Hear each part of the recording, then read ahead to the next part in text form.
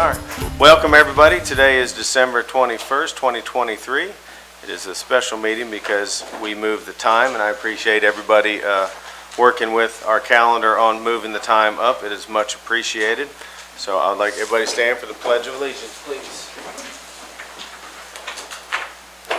I pledge allegiance to the flag of the United States of America and to the republic for which it stands, one nation, under God, indivisible, with liberty and justice for all. It's a big meeting, end of the year. It's been a great year, Court, and appreciate serving with you all. Before we get going, I would like to invite Leslie up for our blessing. How are you doing today? Pretty good. How are you? I'm doing well, thank you. Thank you for being with us today. Oh, no problem. I am, excuse me, I'm from Interfaith Council. I think I'm the last of the Interfaith Council speakers you all have or on the agenda. I think I'm the end of the year, into the... Save the best for last, right? Yeah, absolutely. That's what I'm going with. That's right. All right. I did one in the Christmas spirit this year. Spirit of life, during this season, may we bear witness to the guiding lights, the lights in the sky that call us to gather and to give of ourselves, to celebrate new life. May we receive and offer good tidings, news that life and its blessings go on, that tyrannical rulers do not have the final word, and that despair is not everlasting. May our senses be awakened to delight in the gifts of fragrance and warmth, to savor the feasts before us, and to revel in the feelings of laughter and embrace.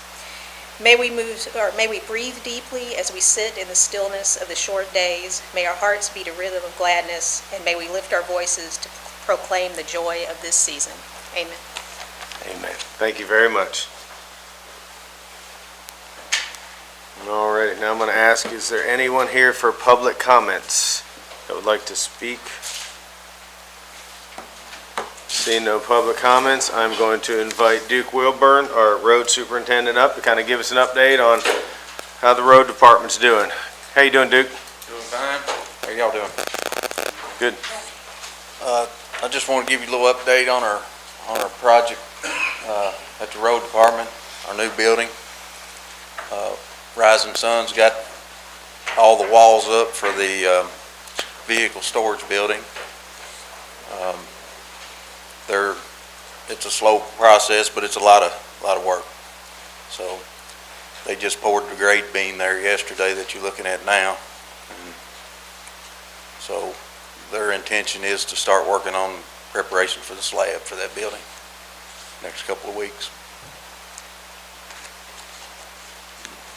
Will the slab go in before the steel goes up? Yes. It will? Okay. Yep.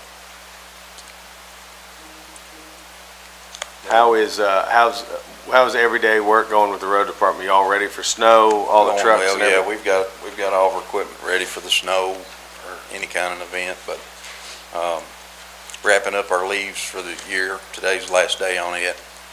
We'll probably do a little cleanup next week. Just make a quick sweep through the county, and then working on a little washout issue down on Harvey Land. Got to pour a little wall in there. They're working on it today, so going pretty good. Will you all continue to do any of your mowing, like of the blind spots and things like that throughout the winter? We're doing mow trim work right now. We're okay. Having a little trouble with that machine. It's old and about wore out, but when it is running, we're working it. So okay. I think it's currently it's out on Old Lawrenceburg Road right now. Okay. Good. Squire Tanner. When is the anticipated date? When being delivered or available? Be late spring, early summer. 24 before summer.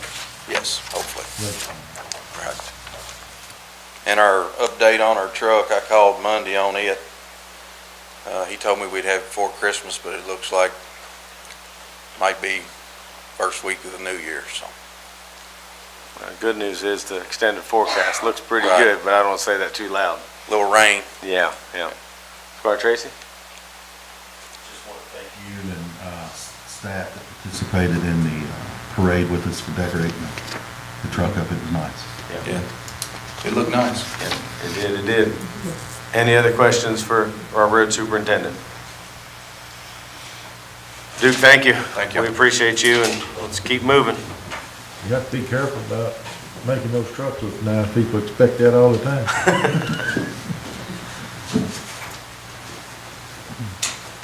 Alrighty, next we're gonna look at, you all have in your calendar or work, what we're looking for a meeting schedule for next year. Hopefully you all have had a chance to look that over. I'm gonna ask if there's dates that don't work or whatever with this proposed schedule for next year. If you could just maybe make a note here or see Mitzi, and then we could just, we can take a shot at it again. We took everyone's info from the emails that we sent out a couple months ago as far as your input, and we tried to base the schedule around that, school schedules, holidays, training things and stuff like that. So if there's a date or two that don't work for any of you all, let's go ahead, if you don't mind, before you leave today, let's get with Mitzi, and then we can get this finalized the best we can. So just tell her. Yeah, I think that'd just be easier if that's okay. Y'all good with that? Alrighty. Next, I believe our sheriff is with us to talk about his budget.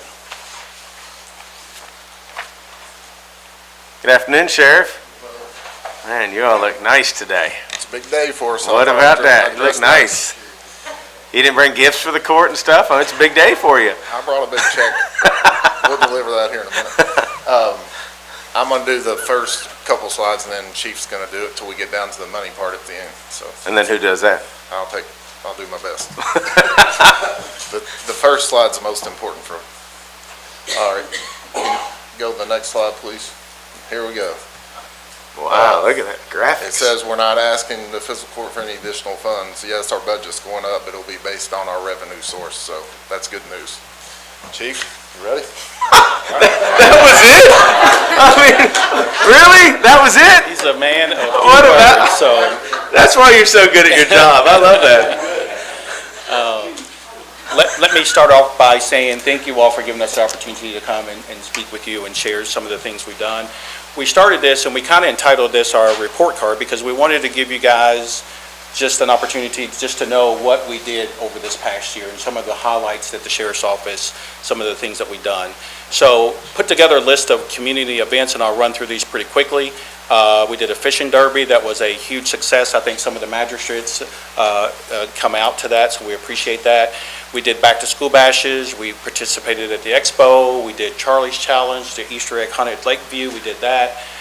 You see us at the fair every year. A lot of people don't know about the weekly meals, but we've had a nice donor that every Friday we actually deliver to 2 or 3 families $100 worth of groceries. So you may see one of our deputies shopping at Kroger and just know that they're actually shopping at Kroger's to buy some groceries to take to a needy family. So we do that every year, or actually every Friday. We delivered 25 Thanksgiving meals. We're going to be delivering meals again this coming Saturday for Christmas. We did a blanket drive during the winter. We did a water drive during the summer. On those hot days, our deputies got out with bottled water and met some of our homeless people that might live here or around, or if they saw people working on crews or different sites, they stopped and gave those folks water. We do a movie night a couple times a year. We participated in the International Fall Festival that we do. We rang the bell to Salvation Army. We do Cram the Cruiser. Next slide, Andrew. Meals on Wheels, we participated. We gave away some money, and we participated in No Shave November. We just recently, we did our Shop with a Cop. We participate with the Wanda George Foundation. We do stuffed animal giveaways and the Salmon House. So those are just some of the community events that we participated in. A few slides here, a few pictures just to kind of show you. We really like doing things in the community. The sheriff has put an emphasis on not only just being those patrol deputies or getting out and doing the law enforcement piece, but how can we help, how can we interact with the community and leave that positive impact on folks. All right, next slide. Helping the Eastern Kentucky floods. We actually sent some of our troopers down to the Eastern Kentucky floods. Myself and the sheriff and one of our captains went, stayed down there the whole day, helped out, pitched in. And we do things like this in other parts of the state because we really want and we hope that if we ever have a bad incident here in Franklin County, that our brothers and sisters in law enforcement will come and help us out as well. So anytime, every now and then, we'll get a message from the Sheriff's Association that says certain county needs certain things, whether it be manpower or equipment or whatever, and we try to share, so with hopes that people will do the same for us down the road. Next slide. Partnerships that we have. Right now, just so you know, we have a full-time traffic grant, which is a pilot program. It's the only in the state, but they actually fund one full-time deputy, and they pay all his salaries, all his benefits, and it's the only one in the whole state. So we've had that for the last 2 or 3 years, and it's worked out really good for us. We're on a DEA task force. We have a deputy that's assigned to that. We have 13 school resource officers, and I thank you all for what you've done to help make that happen. But all 13 of our county schools are covered. We have 2 deputies on the TRU program with the Frankfort Fire Department, or excuse me, the Frankfort Police Department. First time that's ever been done.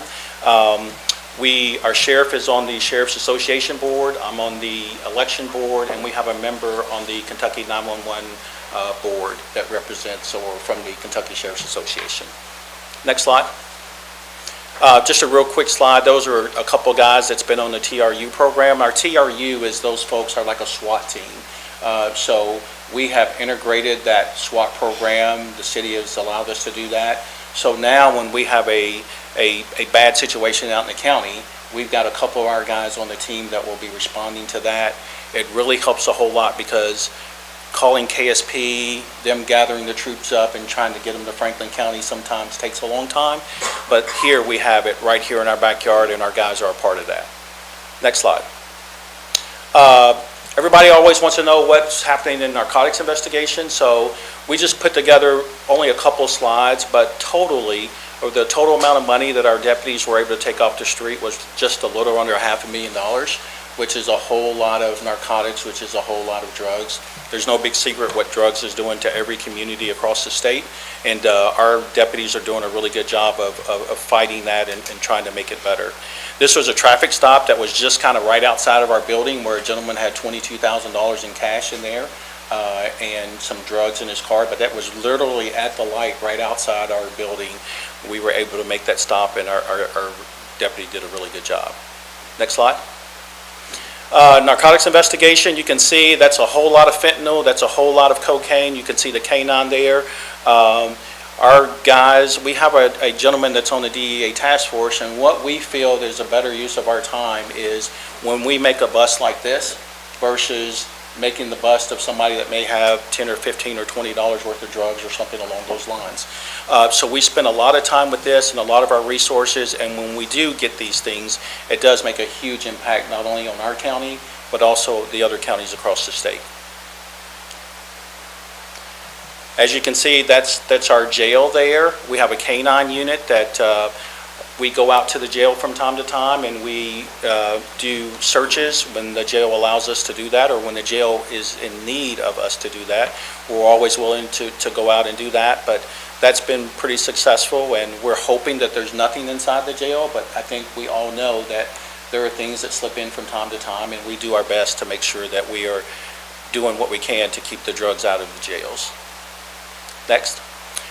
Investigations. I'll tell you this in just a real brief story about this gentleman. This was a gentleman that we actually made on a traffic stop. It was public knowledge. The case has been adjudicated in court. Anybody can look this up, so I'm not giving out any information at all. But this gentleman was driving down the road, and in the process of driving down the road was actually sexually assaulting a young child as he was driving down the road. Our deputies made a traffic stop, got the child in a safe place. We partnered with not only the feds, but our state attorneys, along with social services and some other folks who work in the court system. And thank God we actually put this guy away for 30 years. So these are the kind of cases that our deputies are working. Things have kind of changed over the last few years, and what we're seeing is, if you look at our cases that our detectives are working, most of the cases that they're working are child sexual abuse, child physical abuse, child mental abuse, or some type of neglect. So we're doing a lot of these cases, and I think we're making a positive impact. At least we're changing the life of some child, or at least we're hoping we are. Next slide. Our fleet. Our fleet's in the best shape it's been in a long time. I'd actually say in the history. I think you guys may see some of our cars from time to time, and I thank you and the court for what you've done to make sure that our folks are in safe cars. Buying and selling of the fleet is working really well for us. We want to try to keep cycling them out as often as we can, because if we cycle them out while they're still on a warranty, then every car that we get is still on a warranty. We don't have to spend a whole lot of money. Last year, we drove over 800,000 miles and only one single collision claim, and that was involving a deer. So we drove that many miles, and the only wreck that we had where there was a claim was a deer ran out in front of us. And so that's at least I think that's pretty good. It's good on, what it costs from insurance premiums and insurance claims, and plus it's keeping our guys and ladies safe and the public safe. Big accomplishment. Recruiting, retention, and professionalism. Sheriff Quires has worked diligently to build a professional office. I mean, he's been doing that for the last 2 or 3 years, and I think you all, hopefully you've seen that in the community, you've seen that. We've been doing a lot of training. We've made training a priority. There's certain things that we can do in-house, but one of the things that we know that as law enforcement continues to change, then we need to be changing with the times. That means more training, different types of training, different things that we need to do to make sure that we're taking care of the public out there. Sheriff Quires also used his fiscal responsibility in an attempt to allocate funds to increase pay increases or pay raises. I think you all may have seen that over the last 6 months or so, or back in the summer, where the sheriff was able to give the men and women of the sheriff's office a raise, and I thank you all for your support for that. But even with that, and this doesn't mean anything other than this is the way it is, that even with that, we're still one of the lowest paid law enforcement agencies for our size. And I thank you, the court, for what you've tried to do to mitigate that and make things better for our team. Next slide. All right, here's one thing that we're really proud about, the recruiting and retention. We've always looked at the funds that we have and how we're going to use our funds and equipment, and the sheriff has done a really good job. We got body cameras now, we got dash cameras now, we got tasers, pepper ball guns, ballistic vest, computers, and our fleet is without a doubt the best that it's been. All those things really help us. All those less lethal things really helps us, so we don't have to go directly to a weapon that's going to hurt somebody or kill somebody. So we're using those things, and our men and women are using them appropriately. Our staff, when you look at our staff, we have 52 total employees. A lot of people may not know this, but 11 of our employees are females. We have 8 African American males, 2 Hispanic males, so 40% of our workforce comes from a minority group. And that's pretty good, and the sheriff wants it to be that way. We don't have minorities just to have minorities. We've got good, hardworking, talented people that are serving Franklin County, and it makes a difference about the people we come in contact with, how we deal with them. The interesting thing about that is that it's really interesting to know the conversations that we're having around our office now versus we were having around our office 2 or 3 years ago.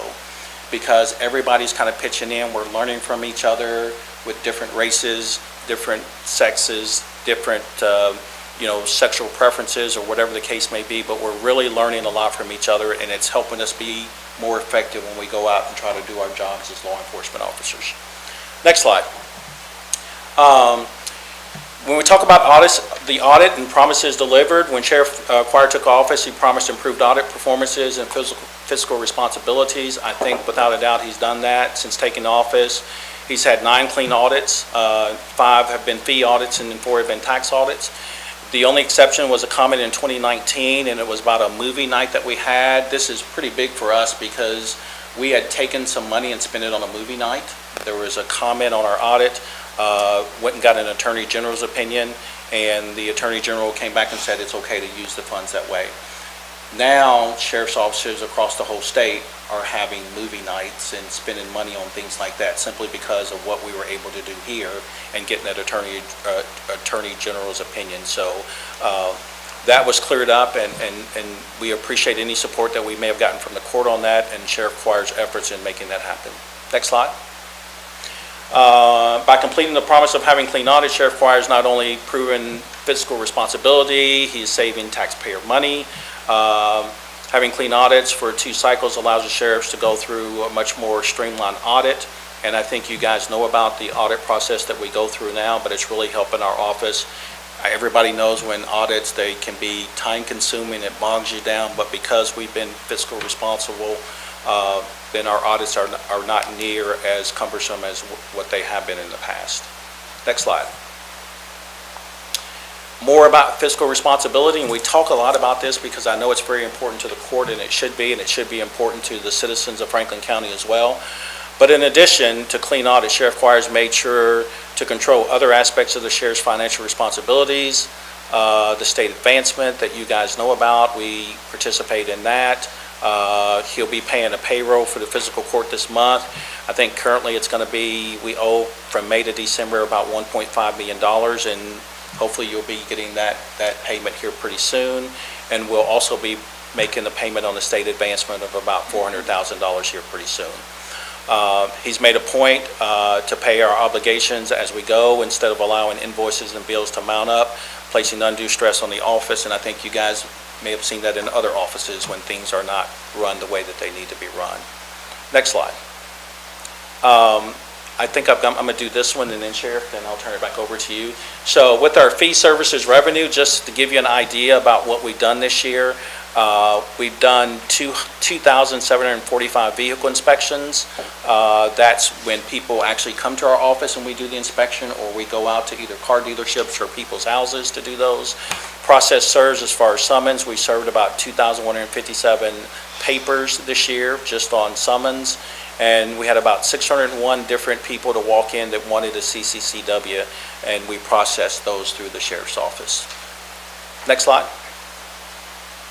All right, I'll turn it over to the sheriff, and I will just say to you, from my perspective and the role that I sit in, we truly appreciate your support, and we know that you support the law enforcement here in Franklin County, and it does make our job a whole lot easier knowing that, recognizing that you can't give us everything we want, but we really thank you all for giving us all the things that we need to keep the community safe and to keep our deputies safe. So I'll be quiet and I'll let the sheriff take over from here. Thank you, Chief. Judge, can I? Please. I just want to thank these guys so much because I probably talk to them more than anybody. They get calls from me all the time or texts, and they never, ever fail to take care of the kids that I'm calling about. I just cannot thank them enough. And we just started the situation table. We just had our first meeting, and they are involved in that as well. I don't know how they have time to do all the stuff that they do, but they do an incredible job. So thank you all so much. Thank you very much, Squire. I do have the check. I actually gave Amy the real payroll check. Amy has to come up, and you have to present it to Amy. Come on. Who's taking the picture? Somebody's taking the picture. I feel sure she probably already put the other one in. How we doing? Here, come up here. I'll take the picture. Come here. Come here. Come on this side of it. Yeah, there you go. All right, hand it to Amy. There you go. 1, 2, 3. Perfect. There you go. All right. All jokes aside, that is a big deal. If you've ever paid a house or a car or whatever off, it's like we get down to the end and pay back the $400,000 to the state that we borrow, and then that it's like you feel good. So truthfully, it's a lift. So, all right. That's it. There's 2 more slides. Can I ask a question? Yes, sir. Well, one of them you probably answered, the $400,000 advancement, you don't have to pay that back until the end of this fiscal year? Right. or- What they want you to do, we'll get $60,000 in January, but for our first draw, all the way through, I think it's on that sheet, I think it ends in September. And what happens if you don't pay them back in December, you can't have your check in January. So what you do is, we get the bond, we fill out all the paperwork, and then we will reimburse them. And then, so January 1st, we could go down and get our check if we need it. Because as you know, our budget, everybody thinks you get your $4 million budget, but our bank account will have $0 in it. So we're really not funded till we start getting commissions and fees. So that $60,000 lets us pay our gas bill, phone bill, just the basic things you gotta have. Right. early in the year. Yeah, well, it's a good program, and I'm sure a good thing you're taking advantage of it. I mean, that's good business. It's a really. good deal. It's interest-free. We just have to make sure we can pay it back at the end. I got two other questions, really, just for my information. The deputy that's assigned to DEA, is he in this county, or is he working out of Lexington, or where? He works all over the place. We actually target cases here when we can, but a lot of the things they do, for example, that big traffic stop with the fentanyl and stuff was coming towards Frankfurt, but they actually made the stop in Georgetown. You know, when your intel hits, you have to move quick. You don't give them a chance to get away, but what that does is allow us to bring federal resources. Like if we call him, he has the tools that we don't have a lot of times, or the resources, so it's really a big benefit. How many counties involved in this DEA region here? Is it just from here to Almost Louisville? every county's involved. I can't say for sure, but it's hard to get a spot. And what happened was he retired from Frankfurt, and that's what he did for a long time. So in 2019, when I got elected, we worked out a deal, and they ended up saying, we got a spot if you want somebody, and he was the perfect hire because he'd already been up there. One more, or two. Seized property, how long you got to keep that before it becomes your property, or you can sell it, or whatever? Money would be just... Sometimes a long time, but what happens, once the case is done in court, you have to get a court order signed, and then it tells you what to do with the money. Sometimes the person will get it, or their attorney, and then the Commonwealth or county attorney gets their fee, and then we'll get the rest to spend towards allowable expenses, to go on our asset forfeiture. So if it's not money, and if it's an automobile, do you get to auction it off at that time? You can, or use it for department or office use, but cars are hard to get because most people are either leasing, they're in somebody else's name. People have gotten smart. It's not, we used to get a lot of vehicles, but it's not that way anymore. Well, I had one more, but I think he answered it. He said it were the body cams, you mentioned that they were properly used. I don't know what that exactly means. Well, that means they on all the time or not on? They're on anytime you have contact with the citizen that could be negative, traffic stop, any kind of call, serving a paper. Now, if you're eating dinner, no, but if somebody walks up and you can tell it's going to be an issue, you flip it on, We've had to change that a lot because when you first get them, it's hard to get people to adapt to it. It's new, it's just everybody don't know what to expect, so we've had to work it in, but it's working now. It's the best it's been. Of course, the policy's changed a few times. We've upgraded our cameras at least once. Probably going to do it again this year. It's just like cell phone technology. You get the new one next year, it's like there's bigger, better ones. Yeah. Does all the deputies have those, all the road deputies, or just? Yes, school, road. The courthouse has one they can use if they need it, but not every bailiff's going to have one in each courtroom. But there's certain times they have them. No more questions for me.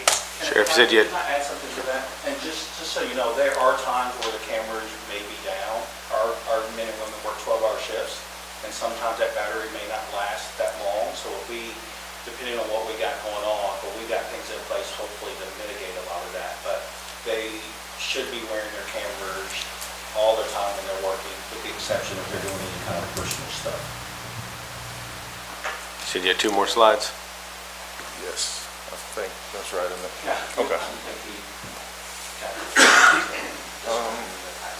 Okay, so this basically talks about our garage and how it's helped us with our fleet. We have a part-time mechanic that comes up at night, weekends, pretty much anytime we need something, he'll come up, and he schedules like the basic maintenance on his days off from his other job, so it worked out really good.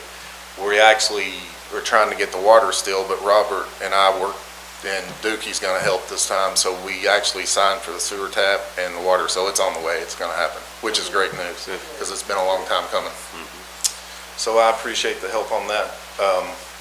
Our annual order, you see the amount we're raising it, or asking the court to raise it, $141,456, which that includes a 1.5% across the board, and it also, we're trying to get the school resource deputies to the same salary as our road deputies. They actually got a $3.50 raise, and we couldn't do it on the school side because we got to amend the contract. So what we need to do, or what I like to do, is get the spending authority from the court and then go see the school and negotiate the contract where it'll go up. But again, we're not asking the court. This will be money from our commissions, fees, contracts, and we'll figure it out. Good deal. So who has questions for the sheriff?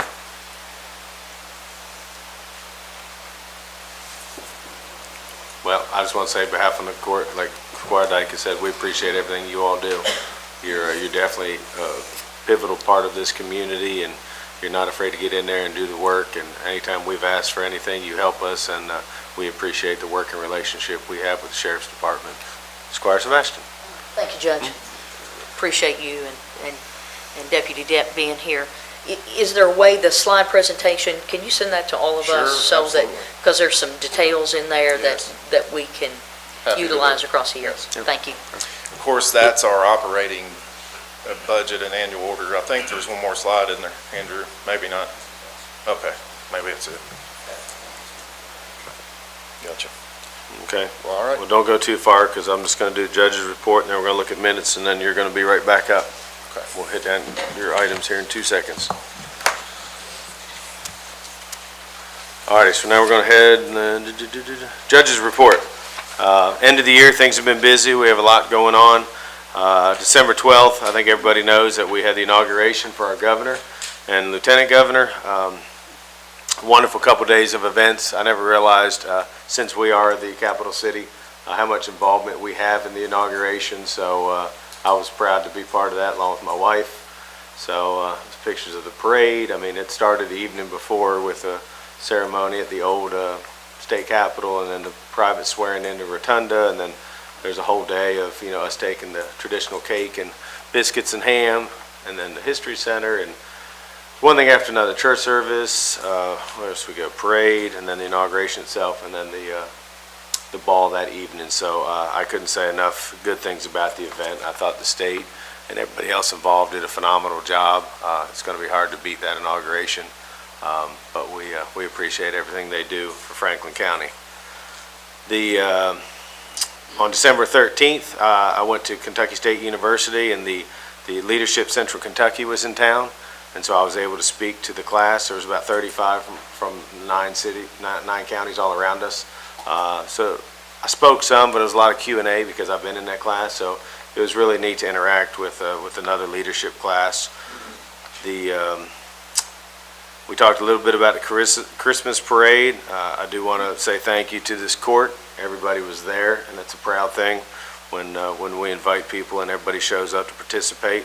That was a great evening. Also, the road department was there, like Squire Tracy said, the sheriff's department and fire department. So we want to say thank you to everybody that was involved in the Christmas parade. It just shows that we support our community and employees, and I appreciate everybody being there. It was very nice. Speaking of the holidays, yesterday, Jack, Mitzi, myself, and my wife did a little shopping. So one of the new things I realized is as I marry people, they pay us money, and the money for some reason is mine. And so we continued the tradition and kept that money just in a little safe, and I think we had over $500.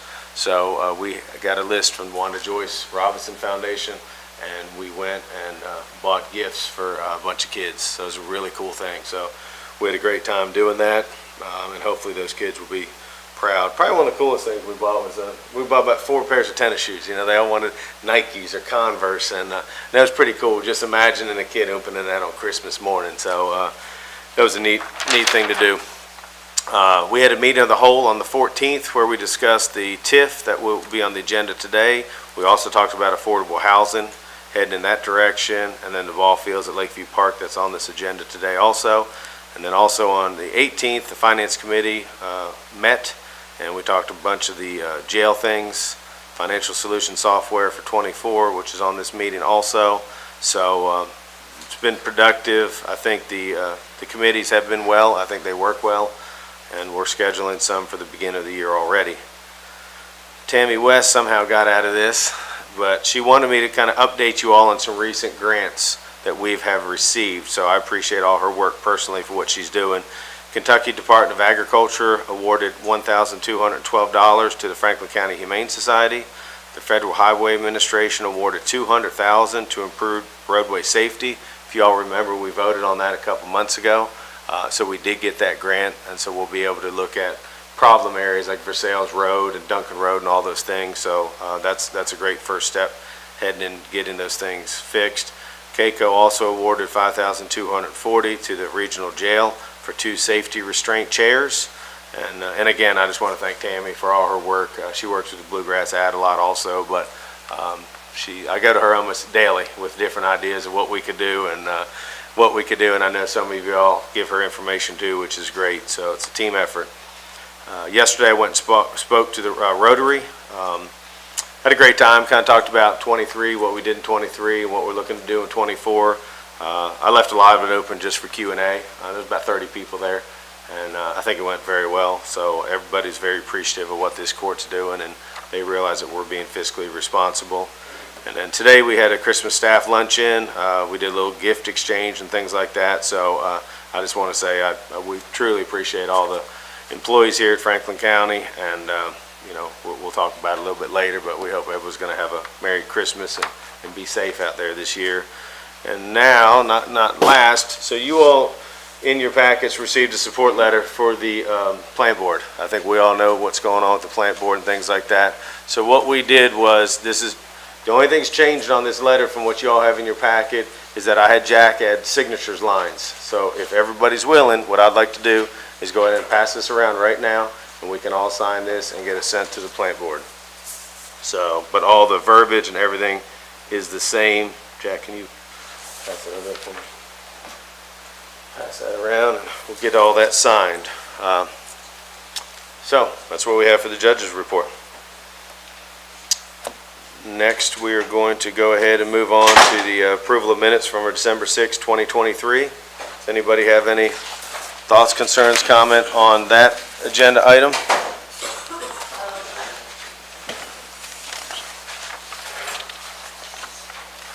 Oh, go ahead, Squire, I'm sorry. Thank you, Judge. There was one item on the back page, page 3. It is the third paragraph down. It says authorization to receive appointment of David Lodmell. So is that an authorization to receive was it truly an authorization? I don't think authorization is right. I'm just trying to I think just understand. receive probably, because I know is that right? Because we just received it. Yeah, The it's court just received, it. yeah. So, Claire, can you make that change? Yes, I Yeah, will. that's a good call. thank you. Squire Wisman. Couple things, Judge, on that same back page, the second and the third to last paragraph, we kind of went back and corrected that language that needs to be expressed the same way. The motion by Squire Blackburn and seconded by myself to acquire professional services, but the next paragraph doesn't stipulate the same language. It was repeated exactly in that next paragraph with the amount not to exceed $30,000 for a 6-month period. It just wasn't put in the In that next paragraph? next paragraph. Okay. Okay, I'll fix it. And then a question for clarification. The second page in, bottom of the page, our county attorney made a suggestion of a motion, and then I so moved the same motion, but it doesn't explicitly state that I made the motion expressing the words of the county attorney. Should we better express that, that I just replicating that language in that next paragraph at the top of the third page, that I made the motion X, which repeated what the county attorney said? Okay. I think that would make it cleaner, Okay. and that was all. All right, thank you, Squire. All right, let's see. Others, we're going to ask the sheriff come back up. Or chief, or whoever. Judge, we forgot that Captain Abrams had a little presentation, if you don't care, about the schools. He Yep. wanted to update you all on the stats and stuff, but. I was gonna ask why he was here. It won't you take know? near as long. Yeah, I was kinda curious why he was sitting back there. I didn't want it to be awkward. I was like, okay, yeah. You want to go ahead and do that now? Andrew has like a few slides. Absolutely. He's a great guy. All right, sorry about that. Oh, no, that's no problem at all. I've learned to stay in my lane. I'll sit Yeah. there and listen. He's gotta get out, he's got ball I do, actually, yeah. So, again, my name's Jeff Abrams. I think we're all familiar, but for those who may be watching, I serve as a captain for the Sheriff's School Safety Division. He's entrusted me with really what we know is a relatively new thing, especially at the scale with which we're doing it. The last time we spoke, we had that vision in place, but had not yet gotten to the staffing level that we wanted to. I can't say enough about how successful I feel like it's been. Certainly appreciate the court's support for us and trying to do that. I think it's a great thing that we're doing and protecting the most vulnerable in our society. I think we really are setting the precedent to be looked upon by the rest of the state as people strive to get to that level. And certainly the Franklin County School District and Superintendent Cobb have been phenomenal and supportive of me in this role, as well as serving as a safety coordinator for the schools.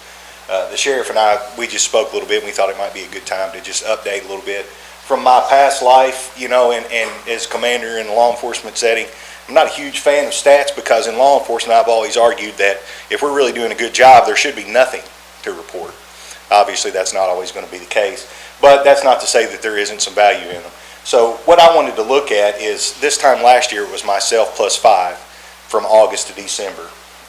And then of course we moved this year to where we're at full staff, so we have 12 SROs plus myself. So essentially we've a little more than doubled.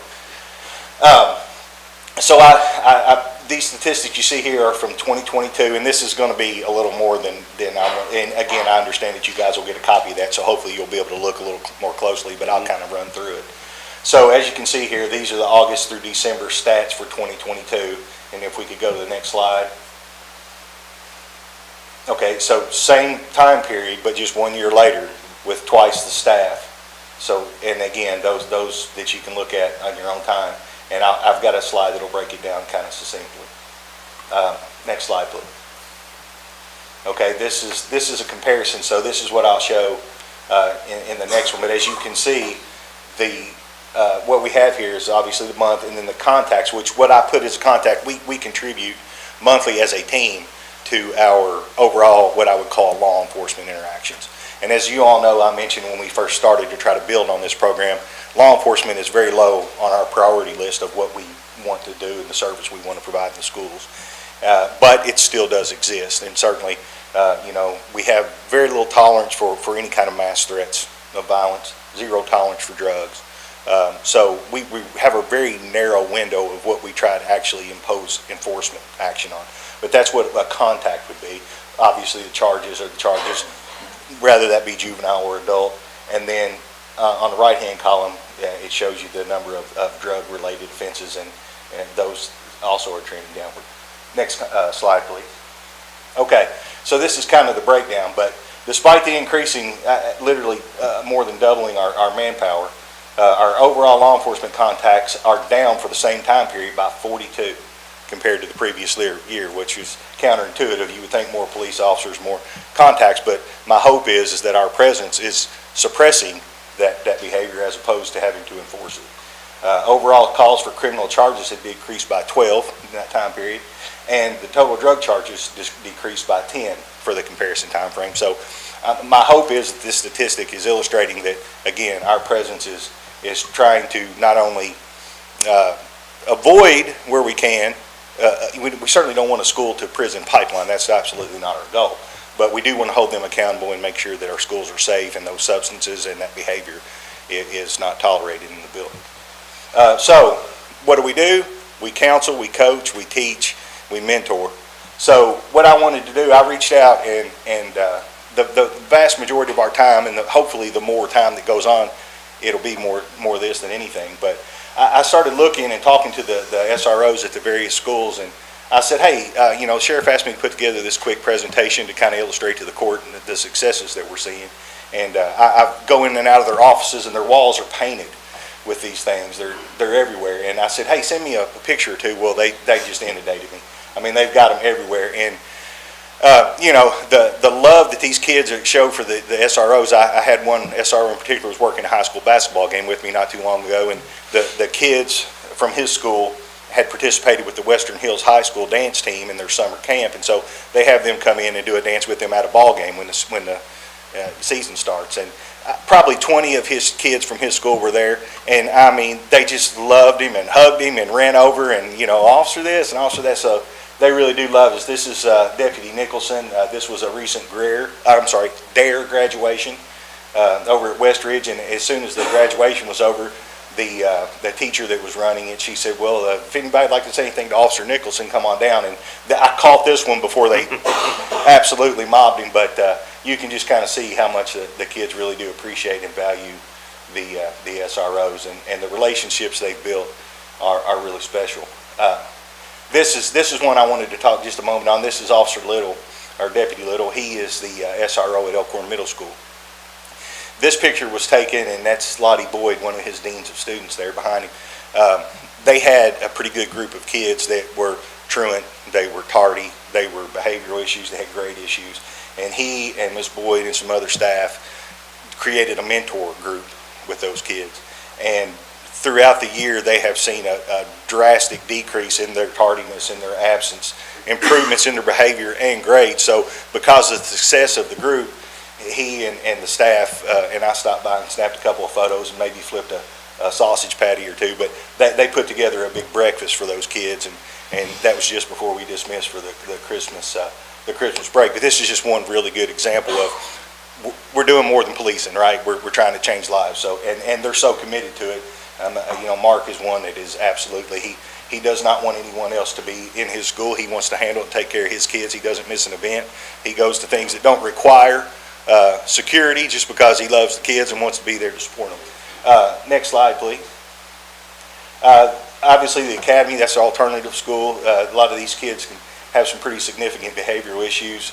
Right now, we just recently promoted Rick Rogers to sergeant, and he has absolutely knocked it out of the park out at the academy.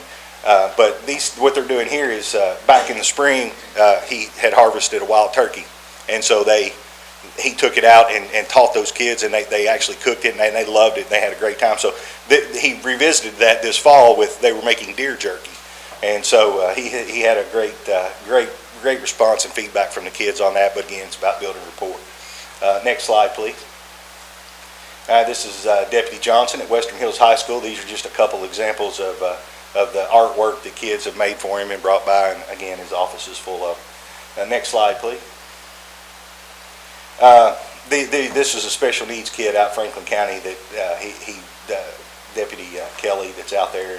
A quick example of all the cards and things, and not all, but a good sample of them that he's gotten in appreciation from his students. And Andrew, I don't know if those will play, but those are both embedded videos. If you could play the one on the left, we'll see if it'll.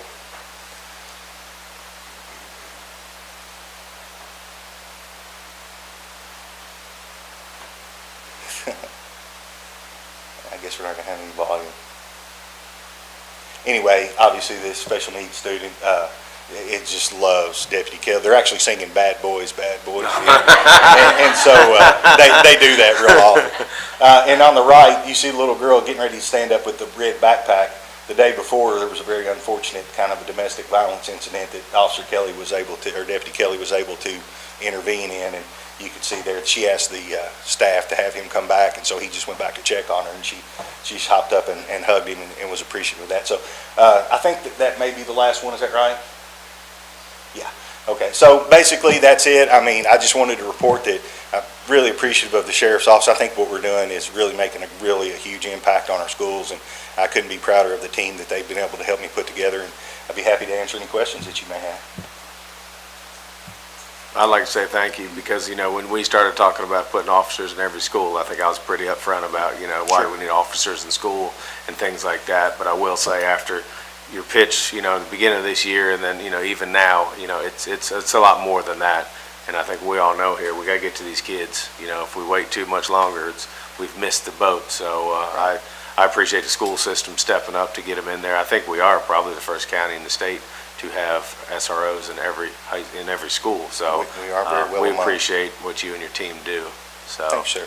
Kelly, or JW, somebody have a question? Well, I just want to say, I think you guys are doing a phenomenal job, and I work with a lot of these kids, and the difference in how they feel about police officers now as compared to the way they used to feel about them, because the only time they saw them was when mom or dad was being carted off, is vastly different, and it's important. Thank you very much.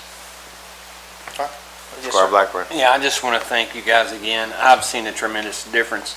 I think a lot of people in the community might think, well, we have a police presence in the school, and I think it's quite the opposite. Your presence, y'all have a presence there, you're part of the school. You're not a police presence, you're just another part of the whole system that makes it work better. And, going to any sporting event, I go to almost every single one that Franklin County has, and you're always there. Everybody's there. And, the football team, they're like, come back here, boys, and get you a barbecue sandwich. They're glad you're there. Everybody's glad you're there. And it's relationships and it's community building. It's not just policing and looking out for bad guys. It's part of the big family picture, and I really appreciate it. Thank you. Thank you very much. Thanks, sir. Alrighty. Sheriff, I'm going to have you go ahead and come up, and we're on item number 3. This is the, received a report from the audit for 2022. Yes, and we had 0 findings and 0 comments, so our record's good for now. I just hope it continues. Our Easy. luck's gonna run out eventually. but, Don't say that. Don't say We're that. gonna keep doing our best to continue the record. Any questions on this item? Alrighty. Go ahead. Oh, your mics, yeah. $48,000 in interest that he earned, which goes to help us not have to pay you extra money. And the other question I got tied to that is I should have asked earlier, the $400,000 you get from the state, is it interest-free? It is. Good question, Squire. Alrighty, next agenda item. State Events Program for calendar year 2024. Yeah, we talked about it a little today, but it's $400,000, and it helps fund us until we actually start having revenue sources. Our money comes mainly in November. We had $42 or $3 million in the bank, but it's only for a couple of weeks and it's gone. If we could keep that all year, I asked the bank how much interest could I make off that. He said $37,000 a week. Oh, wow. And they would love to pay me that every week, he said. That's what the rates are doing right now. Yeah. Alright, any question, Squire Wisman? Yeah, Sheriff, thanks for coming in. I'm wondering, just in your experience, the advancements at the month at the end for August, there's generally upside down just a little bit. I'm wondering if we've ever had a situation where there has not been funds for a period to float. No, fortunately, we talk about asset forfeiture. A lot of times that gets us through on trainings, equipment, things that we probably couldn't buy if we didn't have it. So we haven't had that issue. Thanks. Alrighty, next agenda item, Sheriff, is the lump sum fee for budget 2024.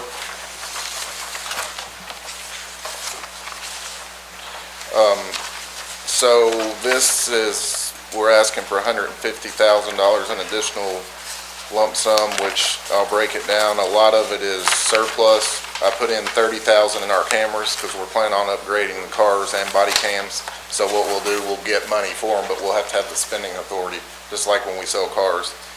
Our weapons, I put in $30,000 because we don't just have handguns. We have backup handguns, rifles, tasers, beanbags, pepper ball guns. There's a lot of weapons that, when you say weapon system, it takes it all in. So we're gonna do some maybe surplus and hopefully upgrading. And then the one thing that's different this year, I put in $40,000 additional dollars for our building maintenance. There's usually $1,000 in that line, but we're gonna try to expand our garage for more room for evidence, put in the water line finally, the internal bathroom, and then if we have any money left, we'd like to upgrade the front counter. The drawers for the tax collection, they only open halfway. You can't even get a money drawer in there, so we're hoping if there's a little bit left, we're gonna try to redo those cabinets. So instead of asking the court for money, I just put in our budget based on our projections and increased commissions. The other $50,000 remaining, I put in $20,000 in vehicle maintenance simply because we have 7 more deputies now. So it's just, if you do tires, brakes, simple, we're not doing oil changes because there are 10 out of 13 are electric vehicles, but it's still, that's only $2,215 a car, and that's just wiper blades, tires, brakes, the basics. And last, I put in $30,000 in our training. The biggest piece of this is our mental health plan. Chief could probably tell you better than me, but I'll do it. He done such a good job earlier. But basically, what we're wanting to do is build an in-house program where anytime we have a critical incident, this person comes in and, gives us a little time, and each deputy and staff member will get at least one trip a year to just go talk, make sure everything's good. And then we added some trainings in there for spouses and the employees. I think it's important, and that's kind of where a lot of agencies are going, so we want to get out first and see how it works for us. So I'm gonna ask you a question. The building, you're talking about adding on to the building that we're trying to get the sewer and water to now?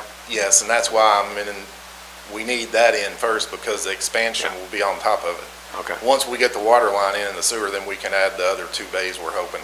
Part of that's for evidence, and the other part is for car washes. Okay.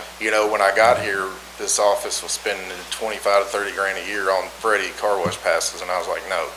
So what we do, we buy the stuff, you can wash your car outside, but the problem is in the winter, we have to shut the water off because it freezes. So we're hoping to have a little bay that's heated where you can pull in there and detail your car.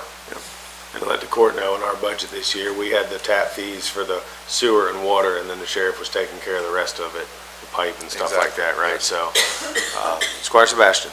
No, thank you, Judge. Sheriff, you mentioned about the evidence.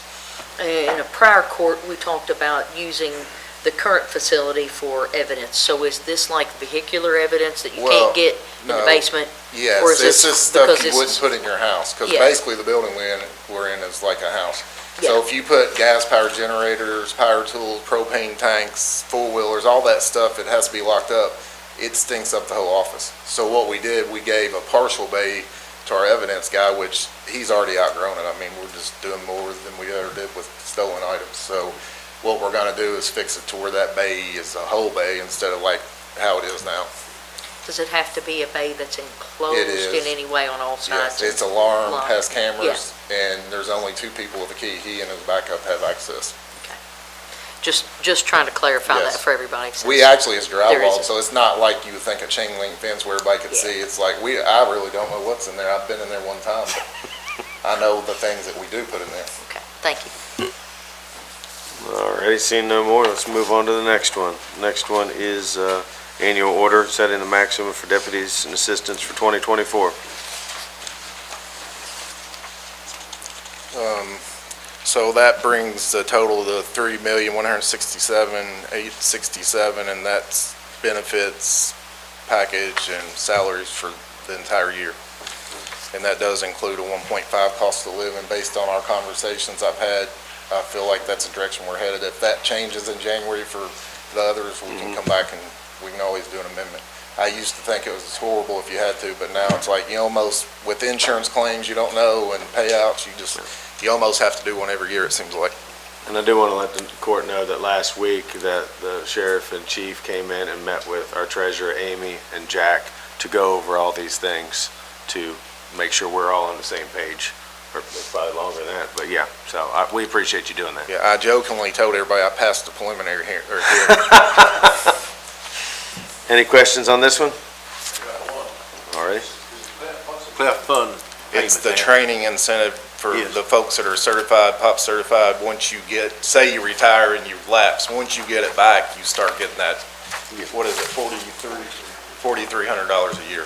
It's not tied to cost of living, that's just flat, every year is the same, may change it occasionally, I guess. Every now and then, there's a little bump, but that's how it's been for a while. Alrighty, and I believe your last agenda item is about some trade-in for Gov Deals. Yes, that's actually our last Crown Vic, which I drove today, and one of the... You look a little sad, you're gonna get rid of it, man. You all right? I actually thought about doing some resolution to like preserve it where it's maybe part of the county heritage, so before we actually sell, we might revisit this one. Okay.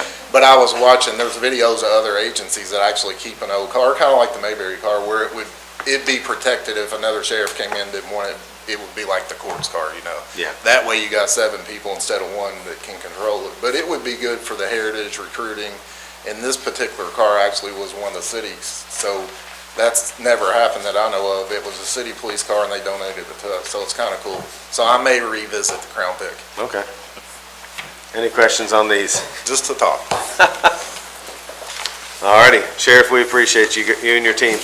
Thank you very much. Alrighty. Now, I believe Ron and Laura are here from the jail to see us and wish us a Merry Christmas. Hello, How you guys doing today? doing well, how about you? I'm doing fabulous. What do you have for us? We have a Amtech annual inspection contract renewal. This is the company that we have contracted with for many years to service and inspect our fire alarms, sprinkler systems, fire hydrants, the kitchen hood, fire extinguisher, that sort of thing. So we're asking that contract be renewed. Just let everybody know, has this gone up at all? What was the contract for the past year, please? It has not gone up. I know the company name might look new. They switched their name last year to Amtech. It was formerly Teasley. Okay. Same price though, pretty much? Okay. Any questions on this agenda item? Squire Sebastian? Yes, so it's Joe's company, Joe Teasley? I don't know if he's still He involved sold with it. it. He sold Yes, it, still okay. involved, though, yes. The only reason I ask is because it doesn't give us an address for where that is, and it's part of the, It does. I think it's just cut off on our paperwork, so, but maybe somebody else shows the address. So my, I'm sorry, they're in Lexington. okay, my only question is it talks about, a contractual clause in there discusses like scheduled appointments, cancellations, and what occurs, I guess, if inspections are not completed due to some request, like if there was some incident at the time that they arrived on scene. And so it talks about drive time or travel time being included, and I didn't know if they were like flying in or, you know. Drive-in, So that's- it's in Lexington, that helps me Right, understand. and that's not ever been an issue. Yeah. We have multiple people, in the event that the maintenance director was tied up with something else, that could take this individual around the jail. Okay. Do you all know, I'm assuming sufficient funds are available in the line item that this is assessed to cover this? So, Yep. there will be. I know today's the second reading of getting that. Okay, so this will be in the maintenance line item? Yes, correct. Okay, yeah, and I know we're making a budget transfer, so I just wasn't sure about that because there's a mention in here about the travel time to and Right. from, so, thank you. Any other questions on this agenda item from the court? Squire Whitman? The contract on this one, sorry, I had to step out for a second. It just doesn't specifically state the jail property. It only is addressed to the jail property. I'm just wondering if we should add language that it's the inspection of the jail facility somehow there.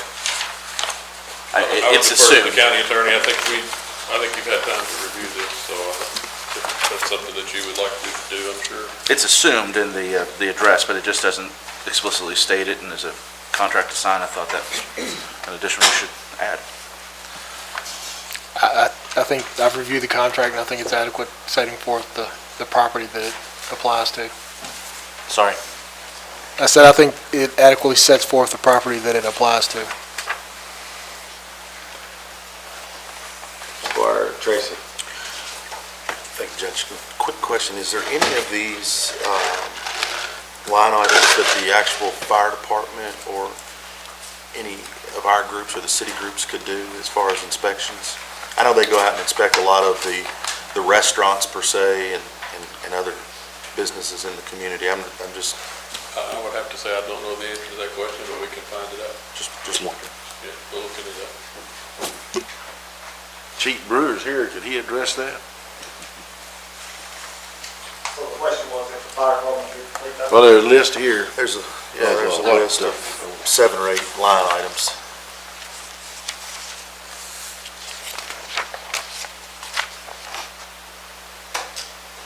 All that takes specialized equipment to complete those tests. And I assume the hydrant is probably a private hydrant as well. Typically, it's best to have an outside source, third party entity do this just for liability reasons as well, just to confirm that. I know there's certain tools that they use to actually test each individual alarm, so we would not have that equipment. So I guess just to piggyback, before a restaurant opens up, they have to have an inspection by the city fire marshal. Correct. Is there anything in that list that the city fire marshal could do? You have to confer with him to be sure.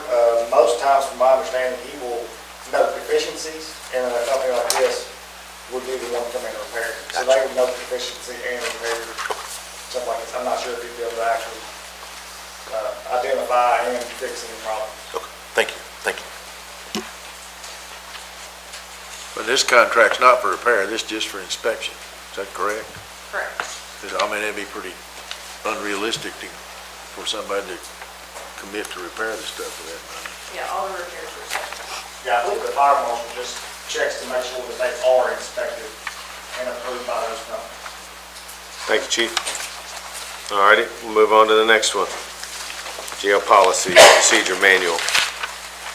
You'll see here, we have two policy changes, one that deals with our visitation policy. Prior to the sheriff taking over the jail, we were having in-person visitation. That requires a lot of time and effort by the employees. We just don't have the staff to do that, so we no longer have in-person visitation.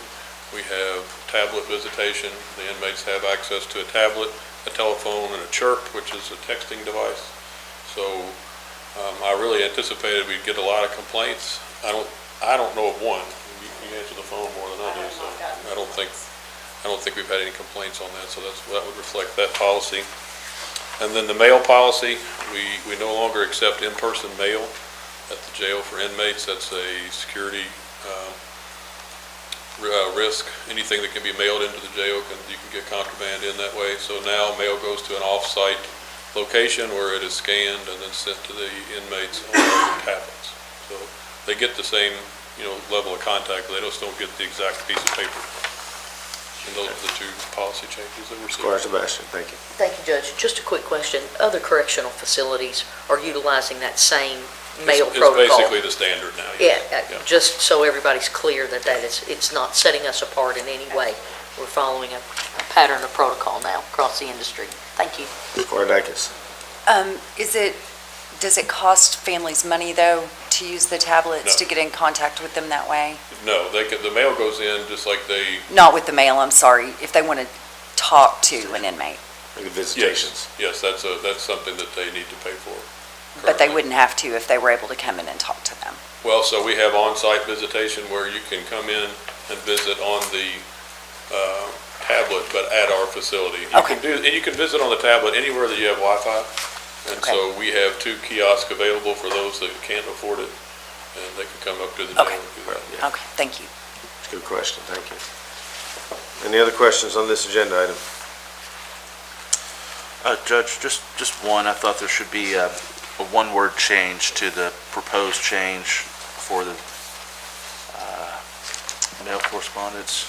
The second page in our, it just says that letters or personal correspondence letters for inmates are scanned to text behind and accessible through tablets provided to inmates. And shall be or something. It just doesn't, the way it reads just was a thing to me. And are available or are accessible, but I like shall be accessible so that it's a mandate that it is. We can do that, that's no worries. Yeah. Yeah. That's all. All righty. Ron, Laura, we appreciate all the work you're doing at the jail, and thank you. Yes, sir. All righty, next. I believe Penny is on Zoom, if I'm not mistaken. Right, there she is. There's Penny, and then is anybody else come up to the podium? Okay. Perfect. Go ahead and I'm introduce Lauren yourself. Wolf with DBL Law. Penny and I are reversing our roles today, so I'll let we'll kind of do the way we did last time. I'll let Penny kind of kick off, and then I'll be available to answer questions. Thank you. Oh, and I should say too, we also have Jason Taylor here again, and then their general counsel, Kelly Mullins, with Equity Management Group. Thank you for being with us. Penny, can you hear us? We can't hear you. Oh, it's just real low. I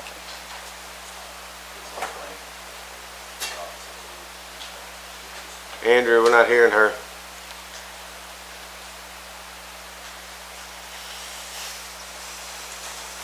Hold on, Penny, we're trying to get this worked out.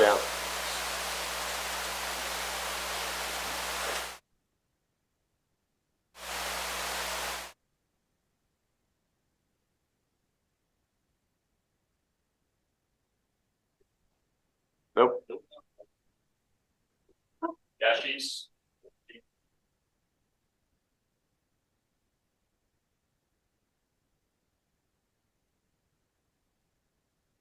you want to go ahead while we're waiting on that? Do you want to go ahead? I knew we had a call yesterday with our treasurer, Amy, who just left. I don't know where she went. So, but there were some changes we had talked about making, and those were made. And I believe everybody has the amended copies. Can you just explain a little bit what those changes were? Sure. As Judge said, we met with Judge and Amy Quatman and just kind of go through really thinking about compliance and sort of next steps and what this will look like. And one item that came up is that section 4.6 of the local development area agreement says meet as needed. And then the corresponding section 5.2, meet as necessary. So in conversation, we thought, well, why don't we add language that says at least once annually? And the reason, and that's the change you'll find in this First Amendment, prior to the submission of the agency of the August 1st annual report. And we're really just trying to think about, over the next 20 years, how this will work from a staff perspective and reporting to the various bodies.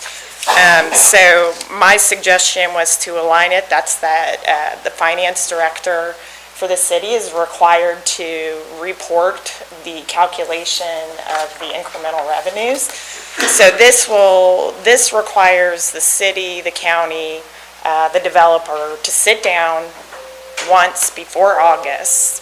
And so, and where I'm thinking too is that I've been talking to city staff about, once we kind of get through this process of the transfer of the land, is that we're actually going to just comb through everything and we're going to create a compliance checklist.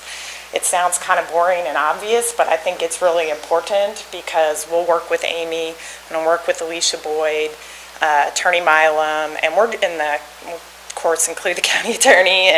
And what we'll do is we're just going to map it out, one meeting per year, and as needed, and what that'll look like, and get it on staff's calendars, and we're going to do that right away. So that was the reason behind the August 1st. I thought that would kind of align well from a staff perspective, because everybody's going to be talking and doing the work of calculating the incremental revenues anyway, so that's a great time. But again, there are other sections that talk about the finance agency reporting to the legislative bodies. So that means on that checklist will be Alicia Boyd coming annually and presenting those incremental revenues. Hey, Penny, can you try it again? Yes. There we go. Yeah, we have you now. Great.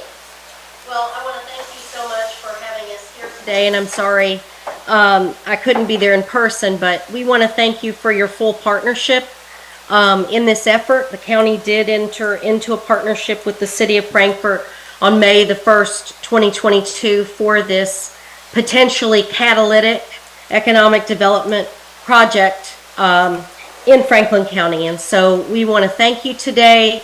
We want to put a fine point to our partnership and how that will be executed as the development moves forward. You have the developers here with you today and our attorney, Lauren Wolf, to ask any questions, but we thank you for your consideration as we execute the necessary documents to get this project to the finish line. Perfect. Thank you very much. So I'm going to ask the court now. I know we had a good meeting last week and discussed a lot of this. Is there any questions that we have for the attorney or Penny or the developers?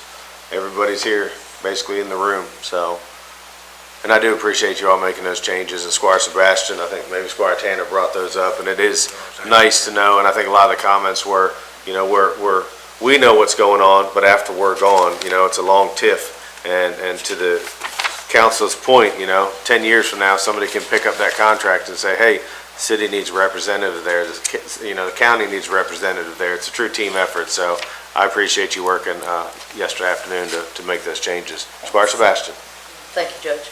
And so, based on your comment, I will just follow up on that. So now the county is a full partner in the meeting structure, and then we will hear all of the things based on, I guess, that August 1 trigger Right, date. and all we did here to Squire Sebastian was, this was a requirement already, but this just made it more specific, and, you know, to the judge's point, I'm always thinking of these of, we're all long gone, this is a 20-year TIF, right. and we're sitting around 10 years from now, and meet as needed sounds more optional. So really, we're just kind of putting a little bit of a period on an existing requirement.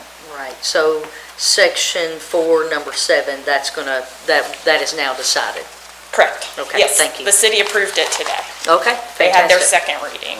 So looking at section 7, identification and pledge of incremental revenues, item number 3 talks about an interest-bearing account being set up. All amounts in the special fund, together with interest accruing thereon, are hereby irrevocably pledged to the payment of the public infrastructure costs. So my question is in regard to number 4 of that, now that that is set up, where it talks about, at the termination date, all amounts not needed to pay public infrastructure costs shall be transferred to the general fund of the city and the county in proportion to the respective contributions. Interest is not a respective contribution. So how is that going to be addressed? I just want to be real clear on that. Yeah, So that we all that's a great understand. question. That is a question for Alicia Boyd. I don't know, Penny might have thoughts, but this is the exact kind of question that, you know, when we're going to come through this and write down these sort of lists of things and requirements. And if it's okay with you, I'd like to just take this back to Alicia, and we'll just keep this on our list for things to report back. So how do both parties, the city and the county, how are we assured that this will be one of those items that it gets buttoned up? Because we had some questions when we discussed this earlier, and now some of those have been addressed. And so I just want to make sure, because this interest, you know, this is a considerable amount of money. And Yeah. as we heard the sheriff talk earlier, we talked in regard to interest and how that bears. And the market is fantastic. Who knows 6 months Sure. from now? Who knows next month? Sure. Well, I'm hesitant, always hesitant to wade into finance questions when I'm just the lawyer, but I will say the county and the city are each pledging 50%. So my guess is that you would get 50%, each get 50% of the revenue, or the interest at the end of the term. I'm assuming the same thing, but as we've all said, you know, 20 years is a long time.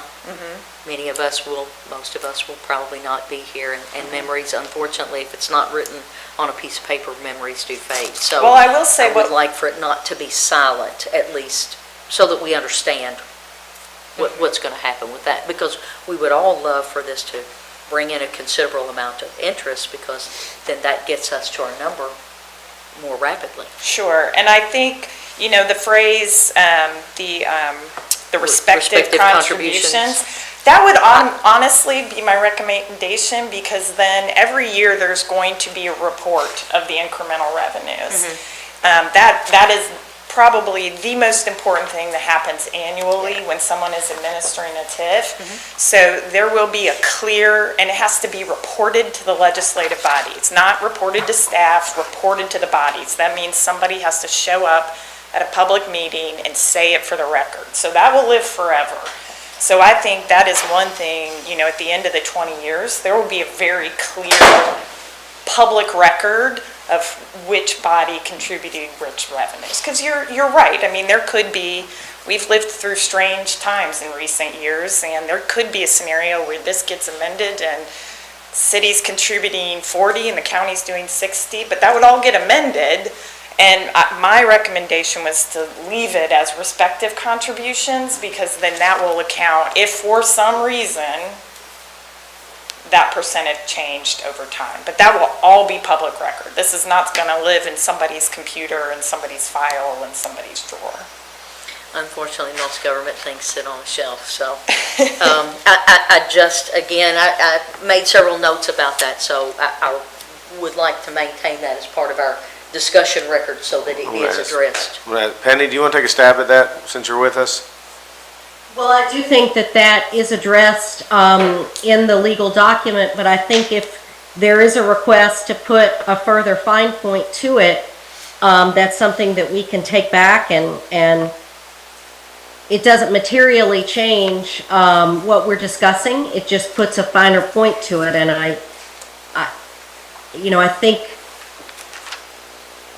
think Lauren has tried to answer the question by saying that she feels that the language is there to ensure that those payments in and any interest earned are shared equally based on how the language is written. But if there is further question about it, we can certainly look into it further. So I'll advocate for that, because again, there are times when subtle points, this may be a subtle point today, it may be a very salient point in 6 months, 2 years from now. So I just... But I understand, and thank you for that. And Lauren, what am I hearing you say, and your the information that you're providing to the court is that the language is there, the intent is there, and what we can do is work to put a finer point to that, but it does not materially change the agreement, or because the TIF is all recorded in statute, how it is to be executed. So our only recourse, I believe, would be to put a finer point and underline those items to which we've had the request, but it doesn't really materially change the agreement. I would agree with that. I would agree with that characterization, I would. In that sense, we will insert what we can to make sure that that point is underscored to Squire Sebastian's question. It's excellent. And with all of the things that we've been discussing over the last week, the point is to clarify this partnership. This is a 50-50 partnership. It is a potentially very large, very catalytic project for the city and the county, and we want to work on it together because it is such an incredible opportunity. May I ask And the timeliness, of it is simply that we expect this transfer to happen right after the first of the year, and we want to make sure that we have done everything we can to help that happen and to help move the development along. Is that helpful? It is, yeah, thank you. I think she has another question. I do. Section 6, number 3, it talks about the city finance department, I guess, to preparing not later than August 1st an annual report. So some of the things that were discussed earlier, kind of like the checklist, are those the type of things that you will, that is, I guess, have been discussed that will be in that annual report? Yes. Because it's very vague in what would be in the report. So and these are some questions I've had previously, so I'm just, again, reiterating those. No, and those are great questions because it's where my head is too. We obviously want to get the property transferred and get shovels moving and get the project on the way, but, and I wasn't the original drafter of this original agreement, and this original agreement was happening when there were good plans, but it was also a lot of hopes and wishes, and we are well beyond hopes and wishes now. So, that's the sort of art and science of these types of agreements, is that you wanna make them clear so that when some finance director 5 years from now is reading this thing, figuring out what they need to do, or the county treasurer, that we're building in, but we also need to leave it flexible enough so that we don't have to go through this whole process again every time we sort of change. And so that's kind of the spirit of how we were drafting and making these changes, the project's a little more specific now. So in terms of timeline and what the project will look like. And so I don't think I'm answering your question. So if you want to. You were okay with that. I'm okay with what you said. So yes. I cut through it and I got right to what you were meaning. When we do compliance checklists, whether we're working with a government or a real estate developer at my firm, we have someone who combs through, reads this whole thing, and anytime it looks like it's something somebody has to do, it goes on that list. And then, That's the key point for what is going to Yes. be in that annual report, because it could be very broad. And I mean, I think we as a body, we may start out with one vision. There may be bodies 6 years from now who are completely different than us, and they need some kind of understanding of what is advancing with this well, body. and this is one of those things, and I'm a lawyer, I love detail, but an annual report, I think will give you all the flexibility to work with the city over time to say what you want in that, you know. Yes, technically, Alicia Boyd would just have to come up here and say, this was the old revenues, this is the That's new exactly right. revenues. Here's the And that's incremental it. revenues, and goodbye. That's correct. But I think if we start putting too much detail in the in this document, then it won't give you all the flexibility to, because they might say, well, here's the 3 things that have to be in there. Does that kind of make sense? I think that's a great thing to be worked on between staff and between you all and the respective legislative bodies, what needs to go into that annual report. My advice would be, if we define it too much, it might sort of box them in too And again, much. that was not the point that I raised to lay out a litany of 14 things, but for us to make sure that we kind of put some, I'll call it the picture frame. I like to work in terms of what the picture frame is. We can worry about the details as we're making the masterpiece. Sure. So I have one other question. Go ahead, Squire. In regard to Section 13, is there the probability that we could name Franklin Circuit there? Can that be specified? Laws of common should govern. If we come to any kind of, in your profession, I'm sure you come. Well, to I would certain actually defer to the county attorney, but I think if Franklin County and the city of Frankfurt sued each other, I think it would have to be Franklin. I would Or be presume the federal same. court. I would presume the same, but you know I ask it every time. So today's no different. I think depending on the type of action that it would be, because you may have a federal court action, you may have a state court action, so clearly putting in there that it has to be the Franklin Circuit Court, depending on the type of lawsuit that it's coming from, I don't think you can pinpoint that specific. I think generalizing the laws of the Commonwealth of Kentucky or what govern this document is probably more appropriate. Like I said, there may be various types of lawsuits, and so you don't know the venue that you'll truly be in until that situation arises. Just making the statement as I do every time. Yeah. Thank you. Thank you, Squire. Any other, Squire Wisman? Yeah, Judge. Can we take a step back just a moment, because Squire Sebastian brings up a great point that I had made note of.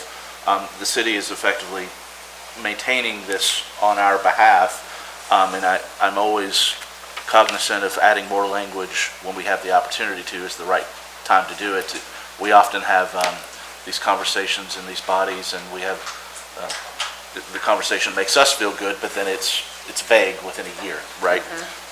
So I'm wondering if the conversation around the respective investments might not need to be just fleshed out, and I would favor fleshing that out just a little bit more right now. Can you give me can you give me the exact paragraph so I can kind of I follow? don't have that. I didn't. Oh, I was okay. making a note to myself more so that the respective investment would be equal to each party's percentage of investment, including any interest earned. I mean, just a little bit more so that is there, that it's clear that we've thought of that, and that any point in time it could be referenced in the future, that there's no vagueness in what is respective of each party's investment in So the project. you're talking about how the process, which Squire Sebastian was referring to, which is Correct. section 7.3, that what the money goes into, the county puts revenue and the city puts revenue into the special fund, and then the interest. So I want to be very clear that the city's not holding an interest account for us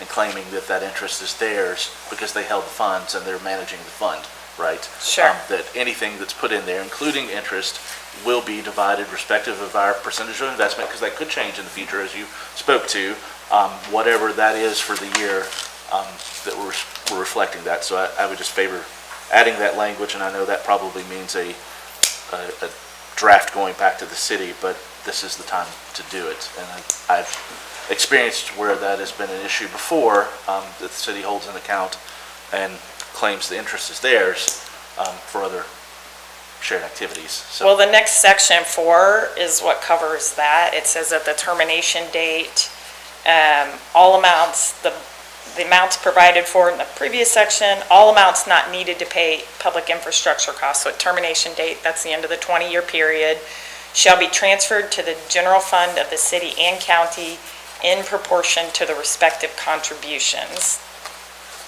that's where I'm saying that respective contributions should also say perhaps equal to each body's respective contributions, percentage of respective contributions, including any earned interest. Okay. I'm just saying, is that perhaps a way to clarify? I'm asking council to look at that. And then, as far as reporting, I'm wanting to make sure and maybe I missed it, that you could verify for me the amendment that we have that indicates the August 1st annual report, that is for the previous fiscal year, or is that a projection for the future year? And it might be inclusive of both, but we don't specify just yet. I wonder if we can perhaps do that so that we have, the county body can then look previous and anticipated. Sure. Which won't become an issue until we get near to the end of this thing, but hopefully it pays off and does well, and at 1 year, that will be a necessary review. Well, and first I'll just say, and I think Penny can probably speak to this better than I can, but as soon as there's a business operating, there's going to be revenue generated. So this is going to start sooner than later. So that August 1st, so that is also a statutory requirement. So the finance director, as the representative agency, is required every year at that date to report what the incremental revenues were for the prior tax year. So that's what that August 1st report is. I get that. I'm wondering if I'm just thinking through how this is actually going to work, if there might not be an opportunity for us to ask for a projection based on the previous year for the following year as well, so that there's a little bit of a post and a pre-review for this future body to look at every term. Okay. Just a talking point, I suppose, but I suppose that could be more of a requirement in your checklist as a preference for this body to see rather than a legal language change. Well, and I would also, this applies to the city as well, it might just go for one reporting, and then you all can issue an actual order, and again, this is, we're all thinking about things not getting lost in email inboxes and file cabinets, is, issue an order, what you want in that first report. That would be my suggestion, because then Amy will have a chance to have worked with Alicia, and you'll hear a report, and at that time I feel like you'll kind of have a sense of, hey, this is what we'd like to hear in that report, and then you can issue an order. Again, this becomes part of the public record. Lauren, I just want to say thank you, because we've worked with another TIF attorney before, and I appreciate your help, because I think you see our intent and what we're trying to say, and I think you're being very helpful. Well, thank you. I did work in government 8 years before. All right, if it shows, I don't know. Maybe that's what it is, because I'm like, this is another world here. But you see, I think where Squire Wisman and Squire Sebastian's come from, similar to the conversation yesterday. So I think as long as everybody's best interest is put forward. I'll echo that, Judge, that I appreciate that, because my thought is very much, I'm very skeptical of tying up future revenues, future taxpayers' funds for any project. I'm not a big fan. So anything that we can make a process more transparent and make sure that there's annual oversight of, I'm very much in favor. So, and my experience with previous TIF has been less than transparent, let's say, so I appreciate that as well. Okay, I appreciate that vantage point. Before we move on, I guess I want to ask the developer, I mean, is there anything you want to add or anything, or will you just, I'm just asking. I mean, I think we had a really good meeting last week, and I think The attorney's doing a very good job as far as getting all this worked out, but since you were here, I wanted to address and see if you had anything. We're super excited, and we got C-suite approval 2 days ago that we were waiting on, so we are ready to close. Well, good. So get us there, and you're going to see us start moving dirt if we can hurry the calendar up, get through Christmas and survive. Understandable. Well, we're excited. Thank you. Yeah, thank Okay. you. Thank you all. Squire Wiseman. Judge, question for Jason. I'm wondering if you can give us an estimated time frame of, once everything's approved, when you expect to have shovels in ground, and when you think you'll be announcing any We of the will businesses announce, that will be within here? 5 days of closure, we will announce the governor wants to make a shovel opinion. I think y'all do too. I think we should have a nice little event, and that'll be good. And our tenant can be announced, or a couple of people can be announced, and you can't do that today, but we're still under non-disclosure agreements, as you all can imagine. But as soon as we can close and see a deed recorded and having a tea party, we will have a tea party. All right, thank you. Yeah, thanks. All righty, the next agenda item, I believe, is the estoppel. Does anybody have any questions for Lauren on this one? I think she explained it pretty well. Lauren, could you just, because this was in a closed session last time that we met about this, if anyone in the public perhaps saw this and This wasn't in closed session. the estoppel? It was not discussed in closed session.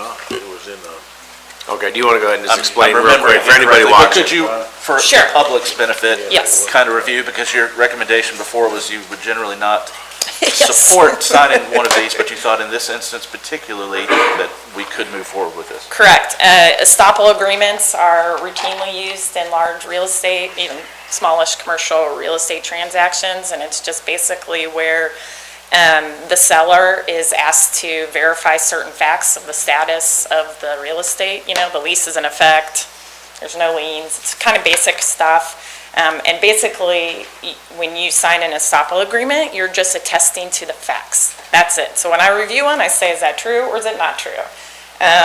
Typically, I would not recommend to a legislative body to sign an estoppel because there's just too many moving parts. A TIF that's been in place for a while, there might be a bond somewhere. And here, given the nature of this, it's a $148.5 million deal, a major retail anchor was asking for this, and the TIF has not done anything, and nothing has been built. So if you even just read the estoppel, it just says, it's so basic, every fact, everyone here in this room could read that estoppel and say, yep, it's all true. So this could be my only time doing this, so thank you for letting me say it in public. All righty, and then the last one is the actual reading of the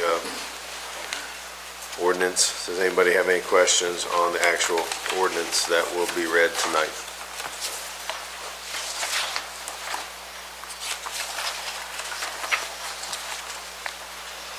Penny, do you have anything else? Because I think we're about done with this agenda item until the voting session. Do you have anything else you want to say? No, I'd just like to thank everyone for their partnership and thank the developers publicly here for their investment in Franklin County. It's an exciting project, and I want to thank each of you for your part in it. Thank you. Make sure no one has any other questions before we move on here. Can I Oh, please. apologize. Oh, I'm I just sorry. want to be really clear about, am I being asked to actually change the language to that section? And I'm just clarifying because the city passed their ordinance today, so that would require going back through their first and second reading. Yeah. Yeah.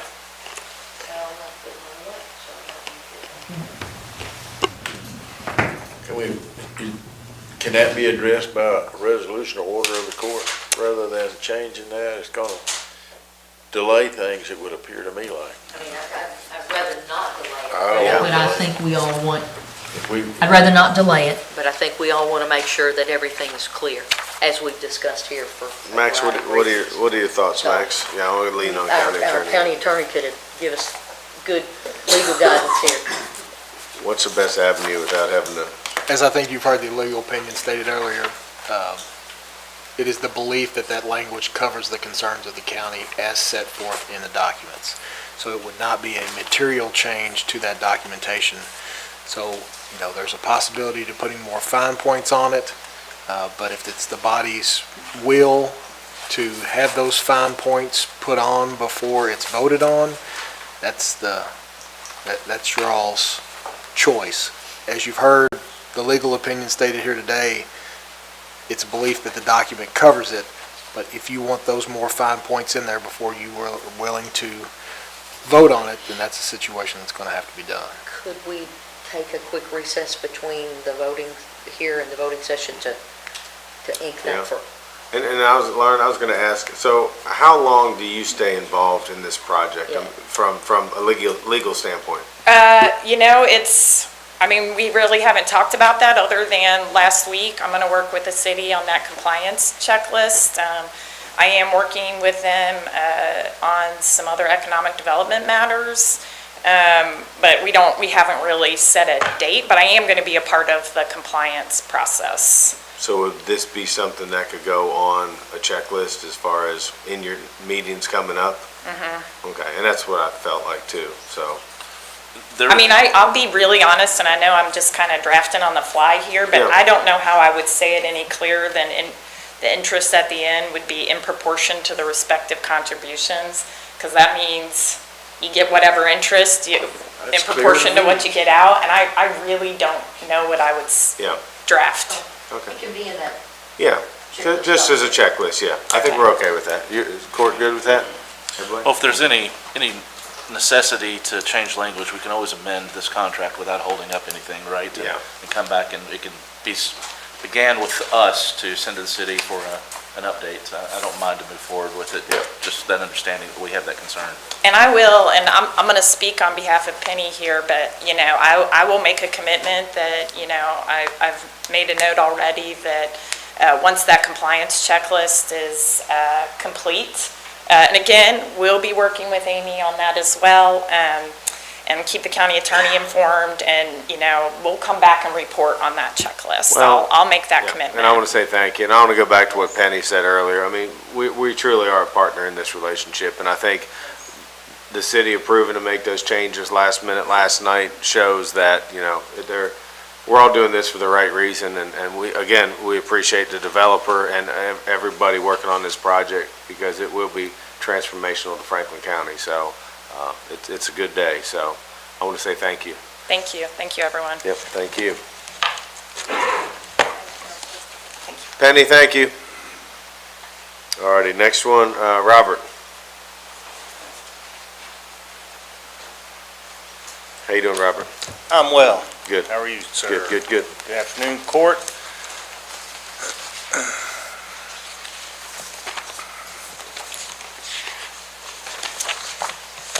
Your first one's on magisterial districts? Yes, the reapportionment map. Yep.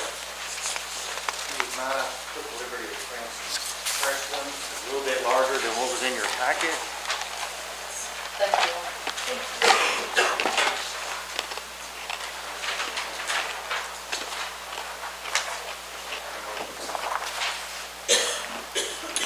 So, this is an ordinance that amends ordinance number 8 adopted in 2023, in which you adopted the reapportionment based on the most recent complete census. After this ordinance was adopted, it was discovered that change to the 56th House District separated one of the magisterial districts, which would have created a separate. It would have been confusing for the voter. Anyway, so long story short, it would have created a separate precinct. It's a very tiny portion. On the map in your packet, it was the tiny little red dot at the intersection of Stedmantown Lane and Shinkle Lane, so a tiny little shift. This is more, I'm sorry? there's more red on the map that we were given. I was going to ask you to explain that. Here you go. Well, that was what's in your packet. Yeah. Was in your packet. This. So this tiny little red dot was the change to the House District. The larger red area is Capitol View Park. Okay, and so the county clerk has recommended to the court that that Captain View Park, be transferred over, I think, to the 4th District, just to make sense of, and ease for their office, and just logistically, it doesn't impact anyone, but it does change the census block numbers. So the new map shows the new realignment of the 3rd and 4th districts, so there are only 2 being impacted. And in the ordinance, under your therefore clause, the 3rd district would lose 14 individuals, and then the 4th district would gain 15 individuals, so it's basically a wash. And so this is just first reading of the ordinance, and unfortunately, the county clerk could not be here today to discuss this further, but if approved, this would be sent on to the Board of Elections. They're anxiously awaiting a final document. So Robert, I just want to say for anybody watching, so the purpose of this reinforcement is done all over the state, correct? And what they were trying to do is get everybody's districts within 10%, is that accurate? Yes, we strive for 5%. Okay, but I mean, the minimum was 10%. So Yes. just anybody watching who doesn't understand this is a statewide initiative. We acted quickly on it with Bluegrass Ad and your help and the county clerk's help to basically get all the districts evened out a little bit better. That is correct. That's what we're looking at. An even distribution of population for representation by this court. Yep, perfect, thank you. All right, Squire Tracy. Thank you. Robert, just to touch on the changes that you referenced, Squire Dykus and I think the whole court would agree that the changes that we had between 14 and 15 were just common sense changes. Ultimately, it was Schweitzer Road. She would go up about, the old magisterial district would go up about a mile, mile and a half, and then stop. So just common sense tells you, why go across the bridge, the creek, if you don't have to? Exactly. So, okay. Exactly. Right. So sometimes common sense needs to come into play when you're. Squire Wisman, I believe you had your hand up. Yeah, could you just explain the Capitol View Park, what district is it in currently, and just go into that change just a little bit more? Well, unfortunately, I didn't retain it. May I borrow some time? Yeah, is that what, I'm sorry, it was in 2, yes. Because it's just red, of course, it's not showing us Yes. exactly And what, so- just for clarification. Well, it looks like it was in 6 and now it's going to 2. Is that right? I never, It could be that the map, it was not my district previously. okay. Very good. Okay, yeah, oh yes, I see it. That makes sense to you? Not based on this map that I got this afternoon, right before the court meeting, so. No, sir, no. So when I prepared this ordinance, I only had the benefit of the map with the red dot on it, so I was like, I kind of need a new map. So if you'd like, I would recommend that maybe we table this. Let me get clarification on the mapping from the Bluegrass Ad so that it matches the ordinance. Everything jives. Is there any deadlines we have to worry about?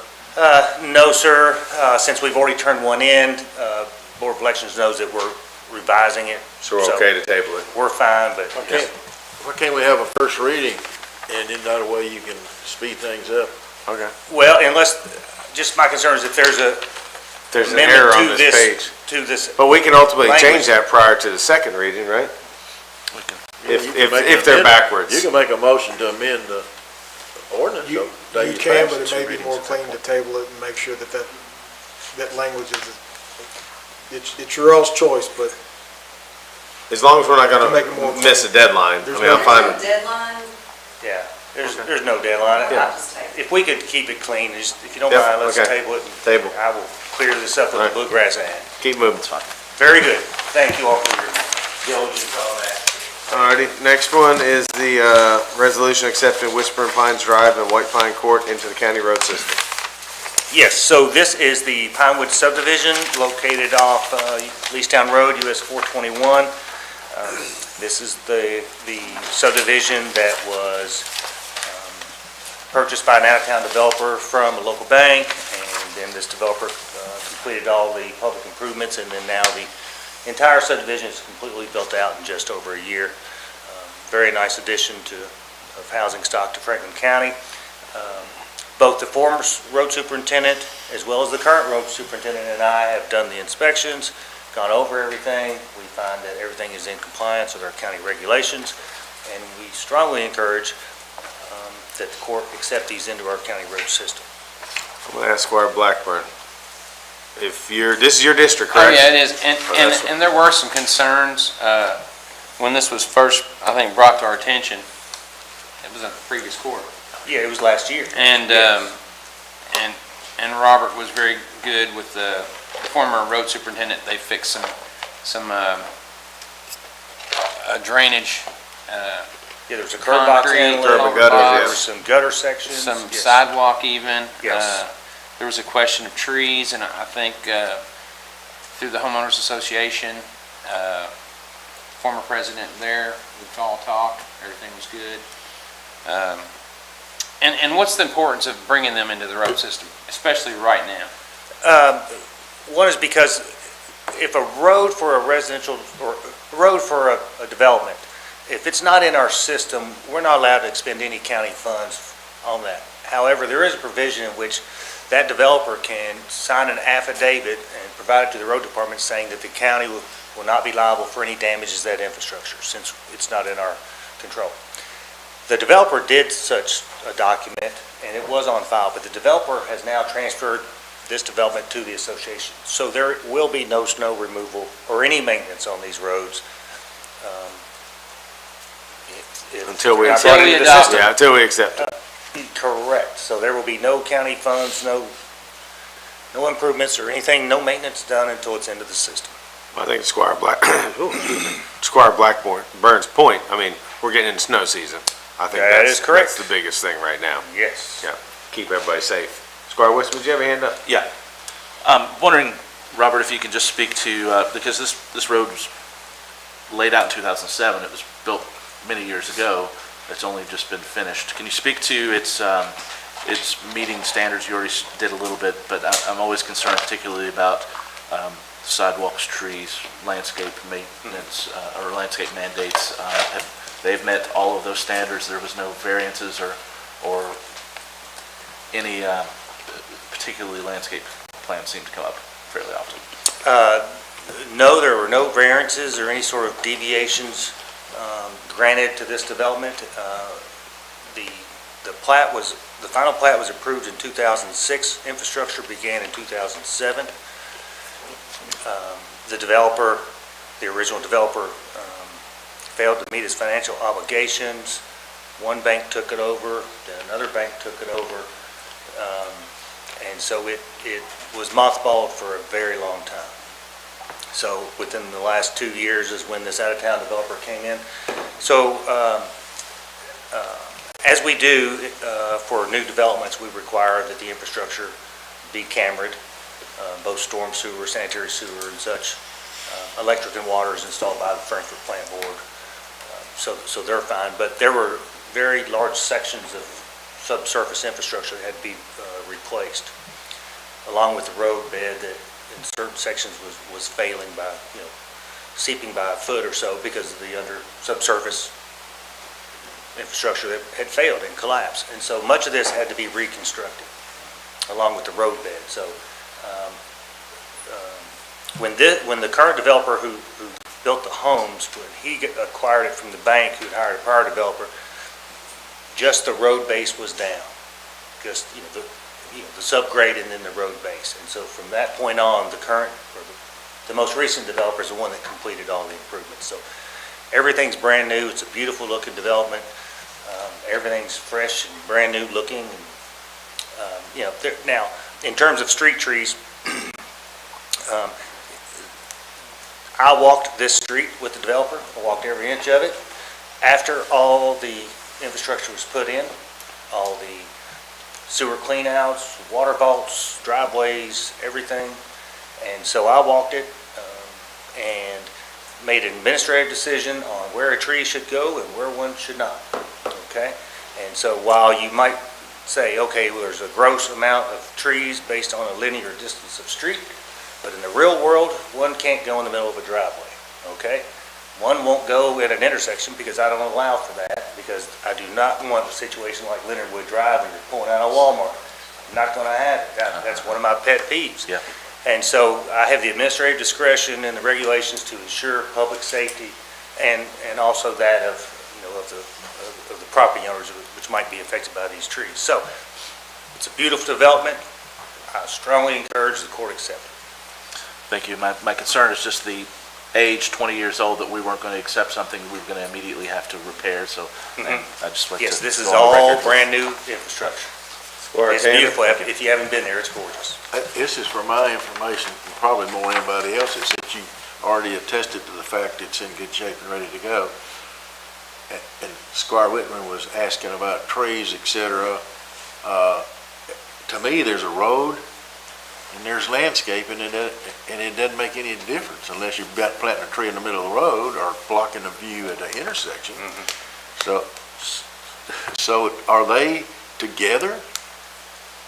Landscaping in the road has to be appropriate for it to go into the road system? Correct. So you gotta have landscaping on the road or it don't go into the road section? the county Correct. road system? Yes, For a new subdivision. the subdivision regulations require. That's a subdivision regulation. Now, is that a road regulation? It's part of the road construction standard, yes, for a public If not, street. we wouldn't be able to get people to plant trees. Well, don't look to me like it would affect the ability of a road to transport a car. Square Tracy. But it's an improvement in the right of way that the prior court in '06 had adopted. Okay. It's a joint That's city impressive county. to me. Seemed to me like if a car can drive on it and it's in good shape, the road's in good shape, has nothing to do where the shrubs are planted. Well, it's more of accepting the right-of-way, all of the public infrastructure into are the county correct. system. Now, I can rather than- understand the intersection part where Yes. you can't see, As well as, the subsurface and surface stormwater collection system. Okay, those are part of the county system since we're an MS4 or stormwater, municipal separate stormwater committee. That's part of our infrastructure now. Square Tracy. Thank you, Judge. Robert, just to circle back, I know this has been on the agenda in the past, but, so just to make sure that I'm clear, the developer has met all requirements of your office. Yes. Thank you. Alrighty. What's the next one, Robert? All right, the next one is the acceptance of Nicholas Drive and Woods Way into the county road system. These roads are in the condos at Duckers subdivision off of Duckers Road. You have a revised resolution before you because I did not spell Jack Nicholas's name correctly, so I went back and pulled the plat, and so you have a corrected resolution in front of you. It wasn't misspelled, it was just different than others. It's not the way Jack spells it, so I had to correct it. Square Blackburn, this is in your district. This is in my district, and glad to see that we're making sure everybody's under the road system so we can make sure the streets are clean. Yep. These roads were just, final coat of asphalt was applied this summer. Road superintendent and I did go out and inspect it. We're working directly with the president of the homeowners association. We did ask them to repair one head wall. They agreed to do so. They had a contractor out this week. And so, this has been a long time coming as well. It sat vacant for many, many years, and then all of a sudden it took off. And so now this is a great time to bring it in. It's all brand new. All the repairs have been done, except as noted. They did that on their own without even requesting an inspection from my office. So road superintendent and I recommend that these roads also be accepted into the system for maintenance. Thank you.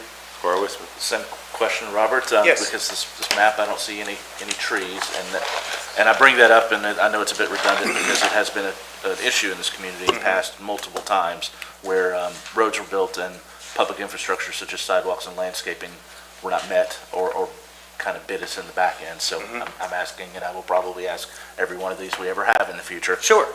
This is one of the last ones we had in my district was a big issue about that, and it was delayed for a long time, specifically because of some of that. So could you speak to that on this one as well? Sure. So this is unique in that all property within the Duckers development is zoned to planned residential.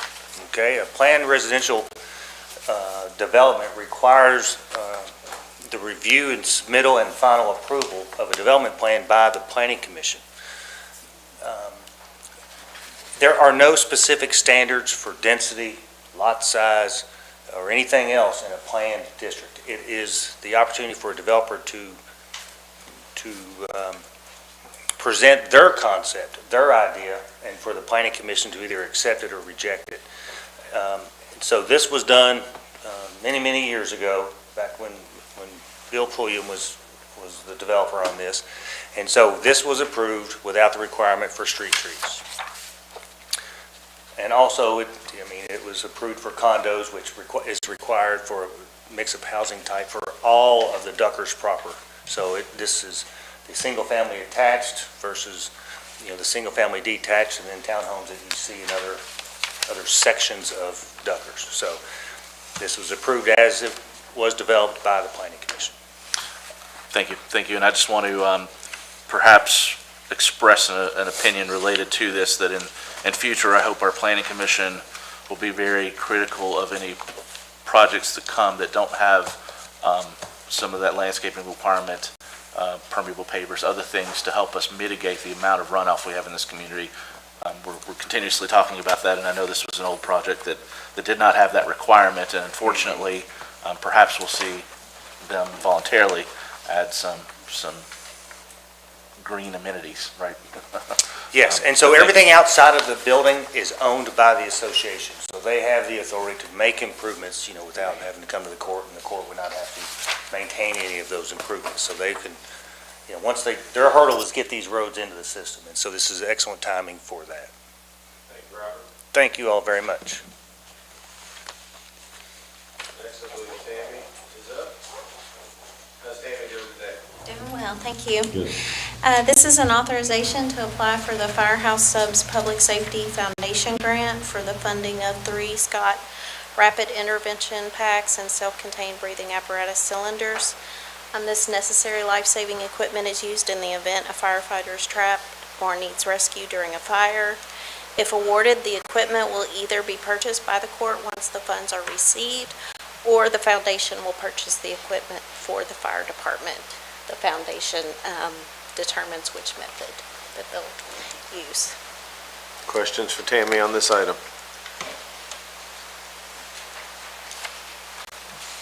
All righty, thank you, Tammy. I believe next one, the chief is here with us.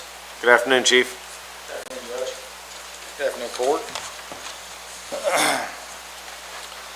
So this item is tied to a grant the fire department was awarded earlier this year to replace our MDTs. The grant should cover the cost of the entire purchase. These items are available on the state master agreement. So I believe the quote was attached and is in your packet. And I think we just received the finalized contract this week. So with approval, we'll be able to go ahead and get that ball rolling and get these implemented as quickly as possible. Questions for the chief on this item?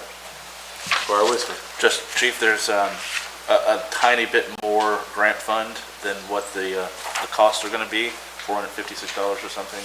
Is there a way to expend those as well? Do you have a plan to? There is, if you look at the quote, it does not, it says that freight is not included. I'm assuming there may be some cost associated with that.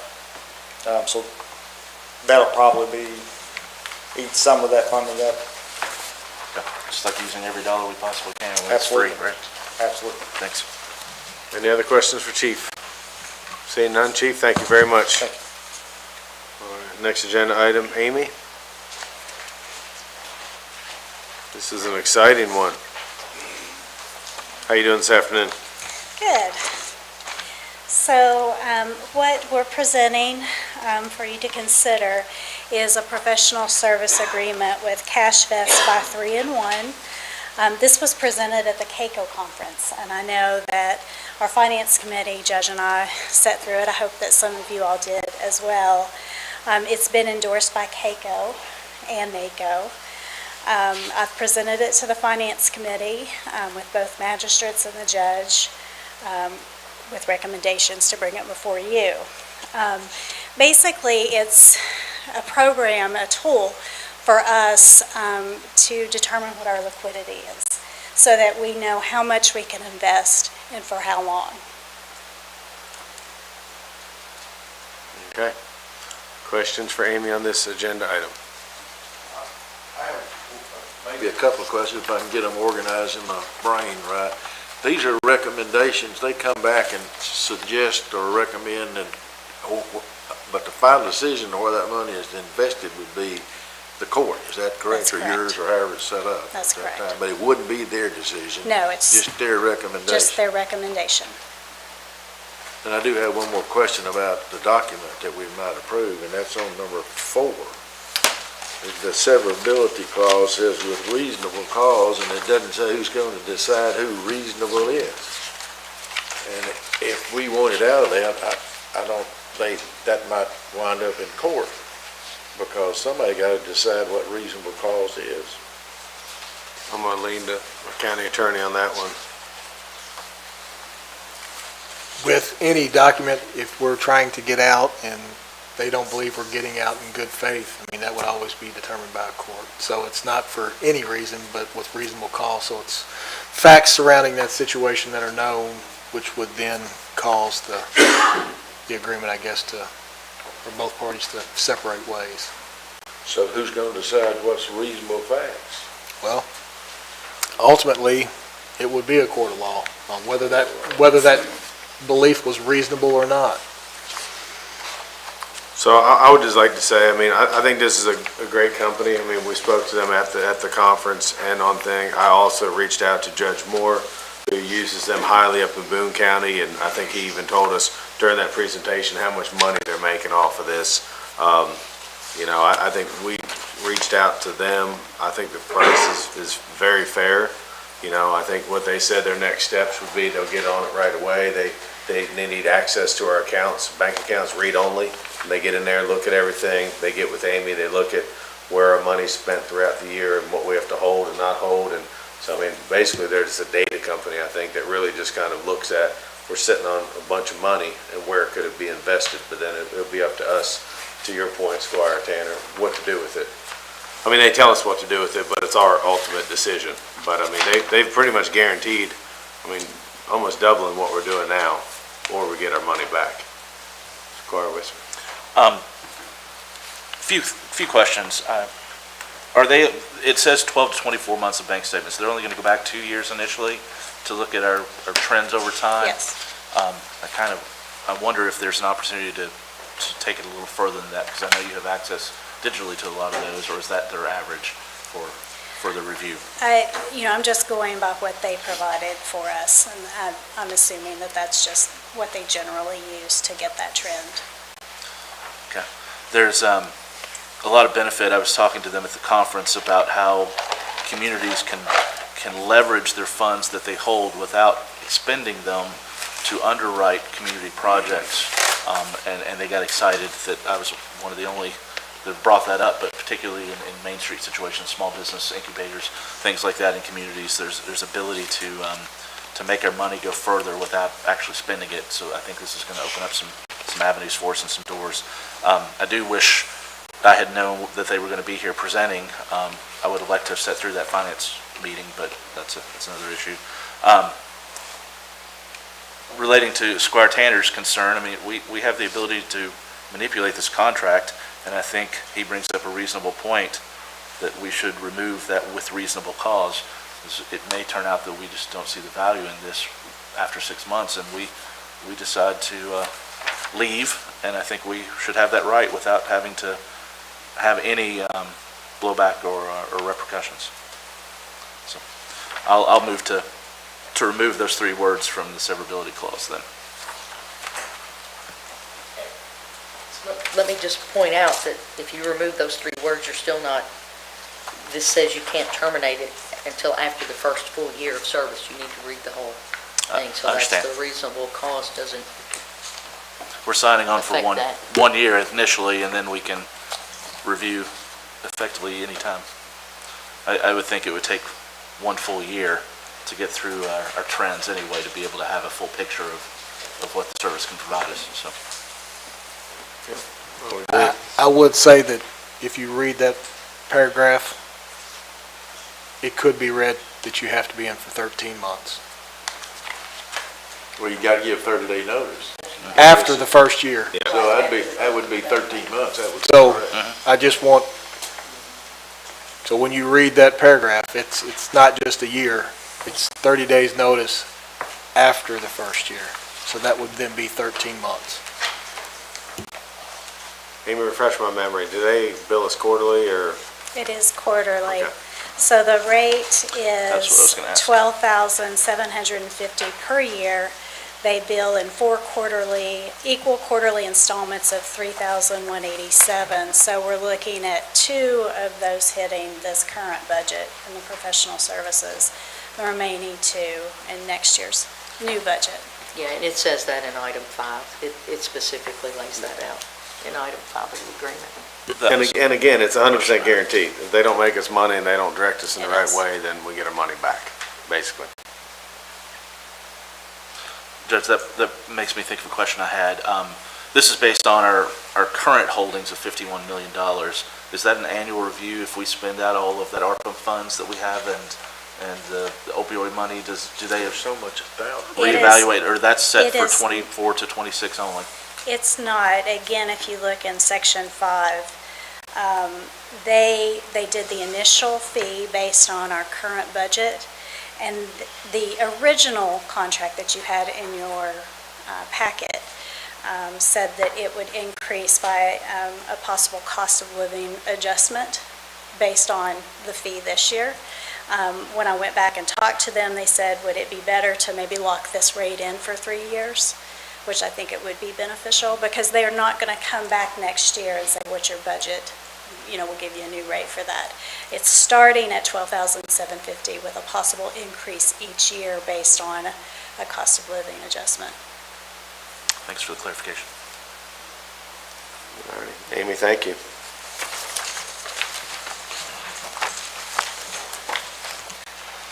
Alrighty, next one, very exciting. It's our park project we've been working on all year plus some. So what, I guess, park committee, and I know we had this in a committee meeting, we talked about as far as breaking the project down a little bit more into what we can afford right now, which would be the softball complex. And so what we have in front of us is a design contract that will get us through the design process, all construction documents. I believe they said 3 to 4 months, and that's engineering the lights, scoreboards, bathrooms, everything that has to go with this part of the project. And what else am I missing? Does anybody from the park committee want to say anything? Either Squire Tracy or Squire Blackburn? Microphone, please. This contract is for basically totally revamp the current 4 fields, and that's with an addition of 3 fields. Correct. Plus batting cages, lights all 7 fields, shelter, Shade structures. fences, Turf on the infields. Yes, turf on the- Irrigation on the fields. Yes, sir. Squire Tanner. Does this eliminate the soccer fields? The bottom ones in that back there, it would, yes. There won't be any more soccer fields at Lakeview There's Park. still some area for a couple, but for right now, there is none. This would eliminate any soccer games, basically there. Or what do you call them, meets or something, which I'm not very familiar with. I just know that it seems to me like the community, I know y'all put a lot of time thinking about this is what you want to do, but you're eliminating some recreation that's used quite a bit in this community, and you think that's wise to eliminate that? I guess that's a question for the committee. Well, I know I've talked personally to the Y and the ones that were using it, and we're helping them find other fields right now. I mean, they're not as active as they used to be. So what the professionals have said, and I guess what, we've learned through what the public has said, is that, if we could have a bigger presence on certain sports, then it's going to be better to attract people. So that's kind of where we are right now. Squire Tracy? I know I spoke to Penny, and she's also had conversations with the Y in regards to securing fields for the YMCA leagues. So those conversations are taking place. Yep. Bear with me. A lot of questions, Judge. I just want to kind of recap and ask for some clarifications. We've got a little bit of a moving target, at least from my understanding of this project. 3.5 weeks ago, three of us were on a meeting, a digital meeting with Hitchcock Group to sort of see a plan. And at that point in time, they told us, the additional 4 fields were just sort of up in the air and that had not been decided yet. And then we came to a meeting last week and that was the preference. And then in this document, I see some additions that I hadn't seen even yet. I'm wondering if you all can explain or talk to the committee members a little bit about that. I had never seen the batting cages, and I understood that we were not, from our last meeting, there was a discussion about not making parking improvements or restroom facilities, but that does seem to be part of the scope of this. So I'm wondering if you can just kind of, and there's a little bit of, I'm concerned, a little bit of vagueness or conflict between some of the project understanding and scope of service and then some of the related. So I'm wondering, for my own edification and the public, if the park committee or some representative can kind of walk us through what the full scope of this is and what is included or isn't included. I had questions about how is this going to impact the parking improvement potential for that, since there's going to be increased need. Are we adding bleachers and spectator areas? I didn't see that specified. And there was some discussion of prefab buildings, a preference for that versus maybe on-site bid building. And then specifically, I'm wondering, we don't have any discussion here. I realize this is for design, but if we can talk a little bit about, staffing costs and how we're going to functionally run something like this, if this is the direction we're going. And I know that's a lot, but I think all pertinent. I know the public has questions, and so do I. So. Well, I'll start off, and I don't know if I can keep up with all those questions, but I will say the master plan has been on the website since, I think, January, February. It's 258 pages, where Pros Consulting basically talks about what the best use of parks is. And when we had our public survey, I think almost 2,000 people came out and met with that. There is parking on this part of the plan as far as making that first lot there on the right bigger.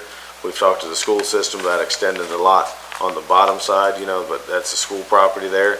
We have a lease right now, but we're looking to... Which parking specifically? When we had the meeting a few weeks ago, they were talking about that lot down by the current area that was being looked at, but it doesn't specify where. Yeah, that has been an area, and actually that should have been addressed years ago. That came in front of the court. But unfortunately, our county attorney didn't follow through with that. But basically having conversations with the school system, because that is actually on their property. But we're working with them right now to work an agreement out that we can enlarge that area to make it for more parking. As far as, I'm trying to think what else, as far as buildings and things like that, we are looking at prefab type material buildings, just because things could be done a whole lot more efficient, effective. So we're looking at using those. Part of this contract is to have an architecture firm involved to make sure that we come up with a theme for the whole park, since this is just phase 1, phase 2, 3, 4, we want it to all match and not be hodgepodge. So there is architect in this, I think it even says Williams Architect up there on the top of this design team. So this is basically the whole shoot and match as far as everything needed for a softball complex. Let it be where the umpires change, bathrooms, batting cages, new shade structures. I think we had talked about just turf in the infields. Originally, when we got the budget items, it was turf in outfields and infields, and that was just way over the budget. So after talking to a lot of people that play sports for a living, they said all you need is the infields turfed. Both will have to be irrigated, which is new to me. I didn't realize you had to irrigate a turf because it gets so hot, I guess. So I learned something new on that one. So basically, that's that whole thing. Another part, not in this though, and I won't let everybody know, is that I had a good meeting with someone who owns a business here in Franklin County about the accessible playground. It's another separate thing. He called me a day or two later, and I believe his company wants to sponsor that. which would be incredible because I think it's our intention to build one of the biggest accessible playgrounds in the state. I think we should all be proud of that. But none of that design is in No, part of not, the scope not of this. That would be additional. And then the other thing, and Jack's meeting with Louisville Slugger, I think on the 12th, about a miracle field, so we're hoping we can secure that also. So it's all kind of part of the overall plan that we've been working on. But if I miss something, or Squire Blackburn wants to jump in, I don't know if I got all your questions or not. Well, just one specifically about, I didn't see any, I mean, effectively, we're looking, or the majority here is looking to build out a tournament facility that would be regional. Is there, part of this phase, is the scope to include spectator areas? I didn't see mention of bleachers or grandstands or public areas around. It is, and if I need them to define that more, we can, but they're looking at it from the whole start to finish of what the complex should have, so yes. And those, the batting cages and landscape improvements, I'm kind of wondering where and what that scope is, because that's new to this document, I hadn't seen yet. Okay, I can show you on one of the slides that they have, they should have those structures in place, so I can get that and send that back out to the court, if y'all would like that. The only other thing, the document specifically says in scope of services, the Lakeview Park Committee. We don't have a Lakeview Park Committee specifically, we have a park committee. Yeah, that's a typo, I'm sure. And I suppose the final thing that I have with this contract, it has a design, development, construction documents of $286,750. But then we have a standard hourly rate for reimbursable expenses on the back, and that always seems to come up in this court, that we have a discussion of limiting additional open-ended checks, if you will. Oh, I agree. Yeah, I believe the way the court's set up, though, if anything changes from that bid price, no different than what we're doing with the road department right now, it'd have to come back in front of the court. That would be a maximum allowable expense would be what we're, the $286,750, and anything additional would have to come, or the expectation, it has to come to this full body to approve. That's my understanding, absolutely.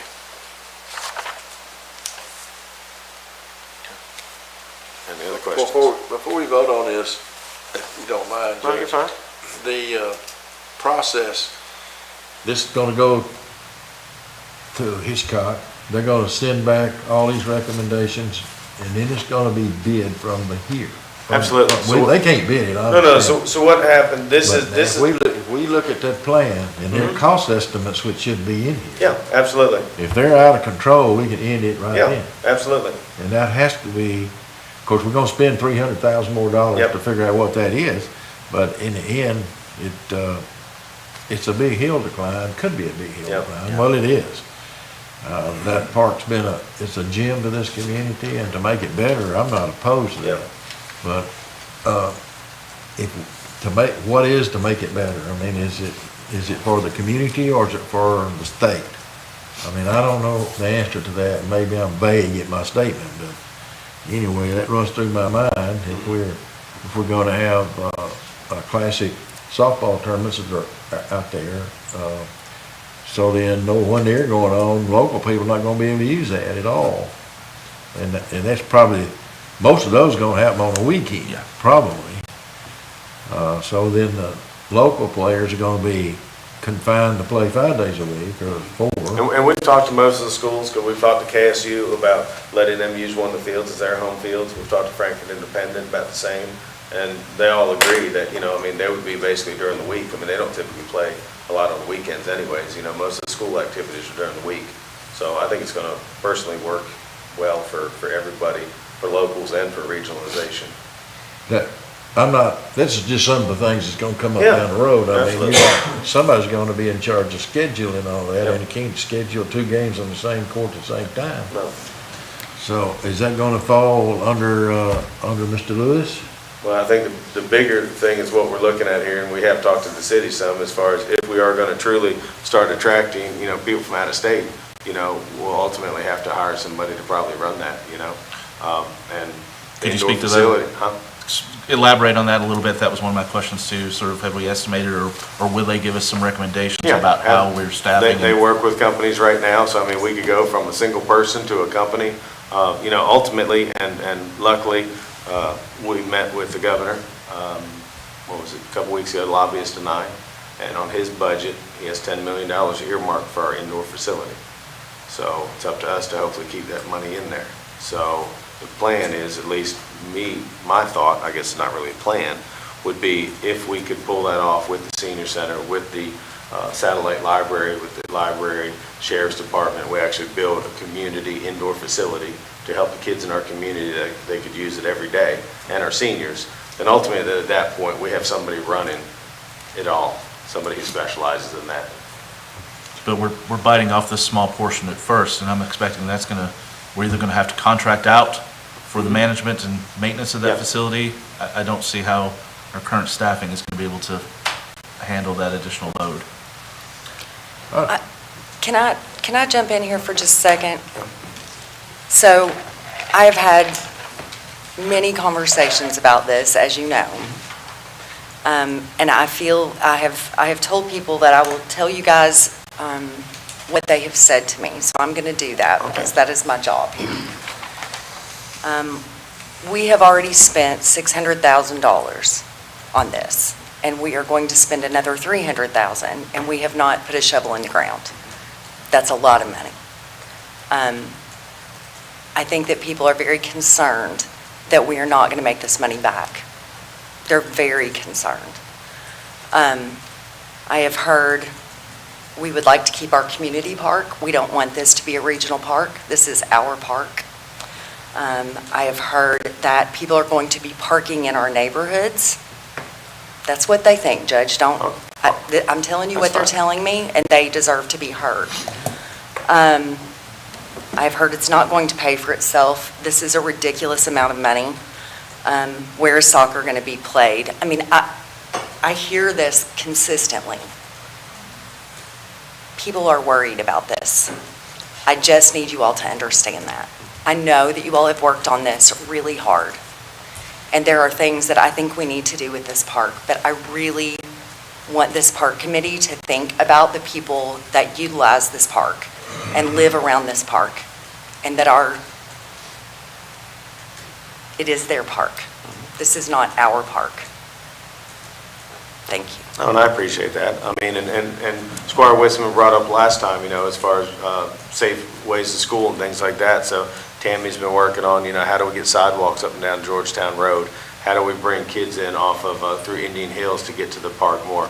There's still plenty of space. If we want to add some multi-use fields, I mean, there's still plenty of space in that park there. We could do it, but I mean, I think ultimately to get our best bang for the buck, and yes, Kelly, it's a lot of money. This whole design thing, I mean, it's a lot, but ultimately, what are we going to do? Not build it? You know what I mean? We don't want another plan on the shelf and nothing happen. I mean, I truly think because we hired the professionals, the Hitchcock, the pros, the people like that do this for a living, I'm kind of following the roadmap here. Well, Judge, to be fair, my takeaway from the presentation from Hitchcock Group a few weeks ago was we had some options here, and this option to build out a 7-plex of baseball fields was our park committee's preference, not their recommendation. It was one of many recommendations of avenues we could go, and correct me if I'm wrong, Kelly and Richard were on that meeting. They presented that hadn't been decided yet 3 or 4 weeks ago, that was one of multiple avenues we were looking at. They didn't say anything about that was the highest and best recommendation. And I understand the reasoning, and I remember the city's park plan talking a lot about the decline of baseball and softball, but I understand that regionally there's not a lot of facilities, and at the same time, I always thought that it was cumbersome and problematic that I use this example quite often, that if you have a child in elementary, middle, and high school here in this city or this county, you have to go to 3 different parks to watch all their T-ball games. And you can't do that, obviously, simultaneously. So I'm supportive of the idea of consolidating some of those kinds of things to a park where we have space for it, which is Lakeview. But as I said in our last meeting, one of my biggest priorities has to be, and I wish I'd seen more of that in the scope of this, is designing some access to that park. Right now, I want to spend some money on doing that tomorrow, not waiting on if we get a grant fund. I want to make sure that neighborhood can finally walk into the park without having to hop a fence. and that you I'm don't working have with the to school system drive now to it. because their property comes a good little ways in the back there, most of that is there, and they're getting ready to build a new track there, so I'm in conversations with them as far as at least getting a sidewalk to the edge of their property, and then ultimately, I mean, we could connect the two, so And that'll I'm railroad right there in. with you. Squire Tracy. I think the county attorney can agree to this. He usually runs it, and I walk it daily, but there are a number of areas that you can walk right into the park off the roadway. In my legal opinion, yes. Because I was there just last weekend running. Thank you. I'd also like to say, and the park director's here, Charlie, the people I talk to from the city are excited. They're struggling to find practice times, fields for practice. They're practicing on Saturdays and Sundays and would rather not do that. Charlie, you can chime in if you'd like. But they're excited about the fact that this is the direction, hopefully, that the court goes, because it's going to help the city leagues out as well. Well, Eric and Squire Whistman, I'm sorry, and the one thing though, where Hitchcock and them have not been probably involved in the last 6 months with this is the massive facilities that have built right around us, you know what I mean? Athens, Boonesboro, Richmond. Right, things have changed a lot since the plan was done. Georgetown, you know, but they all went for soccer, you know, every one of them, you know? So the park committee felt like this was the niche that could probably pay off most for Franklin County and Frankfort too. Well, and I'll give you that comprehensively looking at our entire community. The city has a lot of soccer fields. We have almost an entire soccer complex down at Capitol View. And honestly, I mean, it might even be better for them to take those two fields out and keep with soccer across there. That's always been my preference Yeah, to see. and we've had some talks about that. So I mean, we are trying to work together with them to make sure everybody's taken care of in this community. Go ahead, Squire. There has to be a starting point, and I'm gonna vote for this today, I'm sure you am, but there's two things that's left out that's probably very important to the people, a lot of people. One of them is the playground you've talked about being one, but it's not even considered in here, and the Miracle Field, which is very important to a lot of people. There's not many of them exist, and this could be a premier thing here if you do that. So, and I know you can't just add things and add things and add things, but, you know, it's gotta be a priority to put those in. Maybe there is some grants, maybe we're eligible for some Department of Interior grants, I don't know, it might be, because it's a park. Like I said, I have been working very hard on those two things you just said right there. Honestly, that would be my first choice to go in first. And I am confident, and I'm meeting next week with a couple gentlemen that want to be sponsors. So I can't guarantee it, but I feel like the playground is getting ready to move just as fast as this. And then the Miracle Field, I mean, I haven't begun. Our goal hopefully is to go after private funds for this park. I don't think there's any reason we can't find people that have been very successful in here, especially here in Franklin County, that if we just ask, you know, we're going for donors. We need the Buffalo Trace Playground. Yep. You're exactly right. I mean, that's why we did something. Yes. Slugger or Miracle Field, but you know, they're in Louisville, but they could trickle down here, maybe. But anyway, it's very important, and I'm sure you've talked about it, so I'm stopping right there. And Kelly, I don't want to disregard everything you said. I mean, and we're an open book. I mean, this has been a long process going on. So, you know, it's, we're just trying to make things better. I will tell you this, the public does not think that we're an open book. They do not. They feel like they don't know what's going on. That's what I keep hearing. So we need to do better. I don't know. We need to do better than this. We just do. Contact me. I'd love to talk to them. I mean, like I said, I don't know what else to do. The plan's on our website. I mean, we try to talk about this as much as we can. As I've said before, I think that we can make sure that the public sees our meetings, our committee meetings. I think it's important. I really do. I agree. Judge, you know, I will say, you all know I've had frustrations getting to the point to be fully informed on this plan and what was developing and the minutia of what's been happening for the most of this year, and I didn't feel like I had most of that information until a couple weeks ago. So I'm sure the public is feeling the same. If this goes through, as I suspect it will, maybe it would be nice to have Hitchcock Design Group do a little bit of a public PSA about what the scope of this is and what are the moving parts of it. Let's be proactive in putting information out to the public about what we're trying, what's the reasoning behind this, why we're going this direction, what is the estimated cost. You know, there was some talk about how much this plan might take to actually fulfill of $5 or $6 million, and that's a big ask right now when we've got a deficit of 3 in our working budget almost. I want to put some of that out, some of that reasoning, and for all of our benefit. The only other thing I wanted to ask, there's been this long languishing rumor around this community that I keep hearing about the legality of that park, what funds were used to buy Lakeview initially, and I don't believe there were anything, I've looked at the deed before and I didn't see any restrictions, but I haven't heard this body, maybe it was reviewed before, but I was going to ask our county attorney if they could look at any, make sure we don't have any preclusions with funds this park was bought for, or anything about a revenue generating stream or a conference center or anything else that I'd like for my own benefit as a. I've never heard that. But I would just like it to be reviewed because I believe Yeah. part of it was bought with land, air, water conservation It funds was, initially, which and that's my restricts some understanding as things. well. Yeah. So I'd like to ask that to be reviewed. The only and thing brought when back we to did us. about a year ago, when Hitchcock dug in and really did anything, the only thing they found was, I think, to Squire Tanner's point, I think the skate park was done with federal funds, some of the walking path, and part of the splash pad, thank you. So it was like Talking about- $100,000 worth of federal funds that were used, but as far as, are you talking about? No, when it was originally Oh, that's what- yeah. built. When the land was When it was, They never when the found land anything was when they first did all bought. the deed work and everything. At least they didn't. I mean, I on would their think it end. would be something with the Department of Local Government. I'm positive there was land, air, water conservation funds used initially in the purchase of it because it was sort of new at the time. I just would like that to be Yeah. reviewed. Any action that we take, obviously, that would impact something that federal funds have Oh, paid yeah. for, we have to get pre-permission to Yep. alter it in any way. I just want to make sure we do our due diligence No, and not have absolutely. something come up in the background. Absolutely. Yeah, and I've never heard that, but we're definitely look into that. Judge, I'll look through my documents as well. I have a copy of the deed at the park. Okay. Some old documentation from way back in '91 when they bought it. Okay. I'll do There you some go. research there as well. All right, thank you, Charlie. You're kind of hiding over there. I kind of forgot you were there.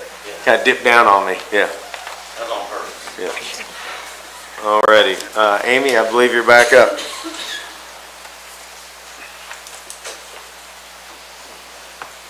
Judge, could we go back to that, just to talk about Yeah. where the court, if you choose to vote this through, where the money's, where we would like to use, where it's going to come from, how we're going to pay for it. I mean, I would recommend at this point that it would just be general funds, which was not budgeted for, which would come out of the reserves. Go ahead, Squire. Have you been part of the discussion and reviewed where this money would be coming from? General fund, or that's the only fund available, isn't it? General fund money. Right. You When can we've transfer talked, it around, but still be in the general. when we've talked about the park project, we've talked about ARPA funds. We've also talked about the bond, the additional money.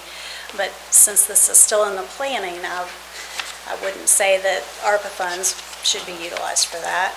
And, I'm not real sure about, it's up to you all. If you want to use the bond funds for that, then we certainly could.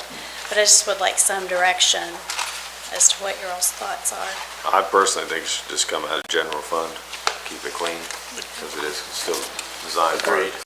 I would request that Amy give us a better perspective of where that money should come from at our next meeting, even if we approve it. We don't have to have the money for a couple of weeks anyway, or months, or whatever.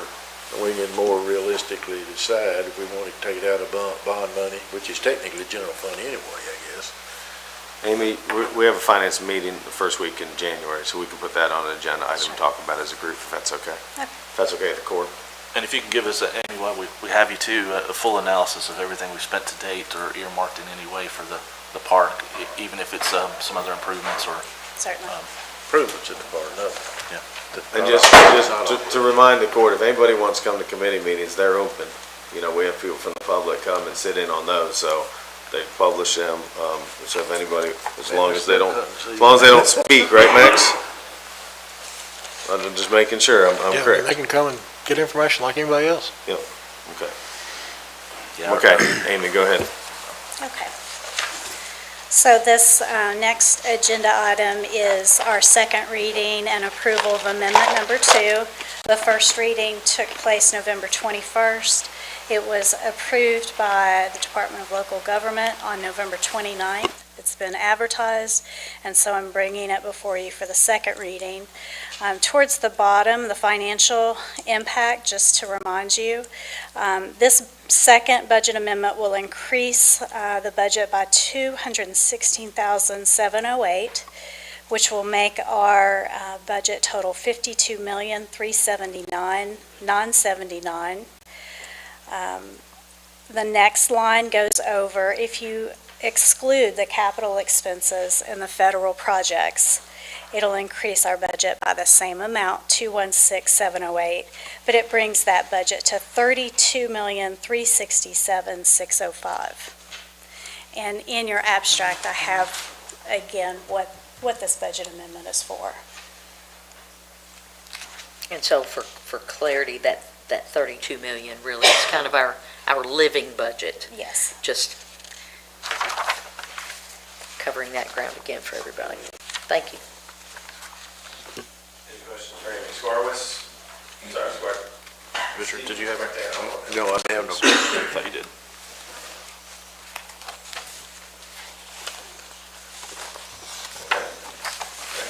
Our next item is a budget transfer, and it stems, if you approve the second reading of the second amendment, I will need to make some budget transfers to get that money from the general fund to the jail as they've requested. So that is what this budget transfer is. Budget transfers do not increase or decrease the overall budget.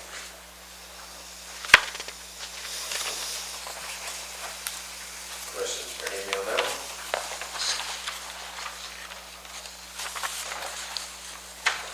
Okay, you're on a roll. Okay. The next one are cash transfers. I usually do these on a quarterly basis. And we have several funds, the jail, fire, and capital improvements that need a cash transfer from the general fund. So these items have been budgeted for.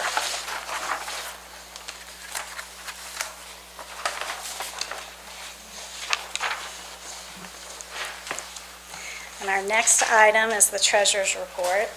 You have your revenues and expenses as of December 15th. Also, you have, this is the long sheet, and this is the monthly summary that I give you. That's as of November 30th.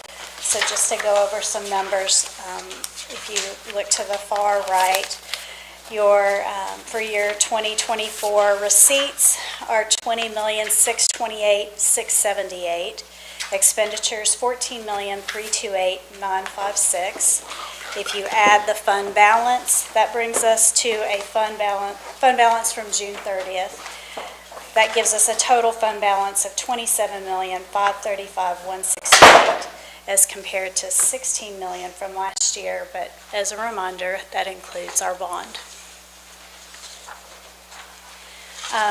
So Judge had asked me just to sort of see where we're going to end up as of December 31st. So I just have some, as I went through this, just some things that I want to share with you. I did some estimates. For the end of December, I feel like we're probably going to have spent about 36.26% of our budget in expenses. And some line items that I just would like to bring your attention to. In planning and zoning, the engineering services, they're over budget by $3,600, mainly due to the Ducker survey, Lions Way improvement, and Duncan Road.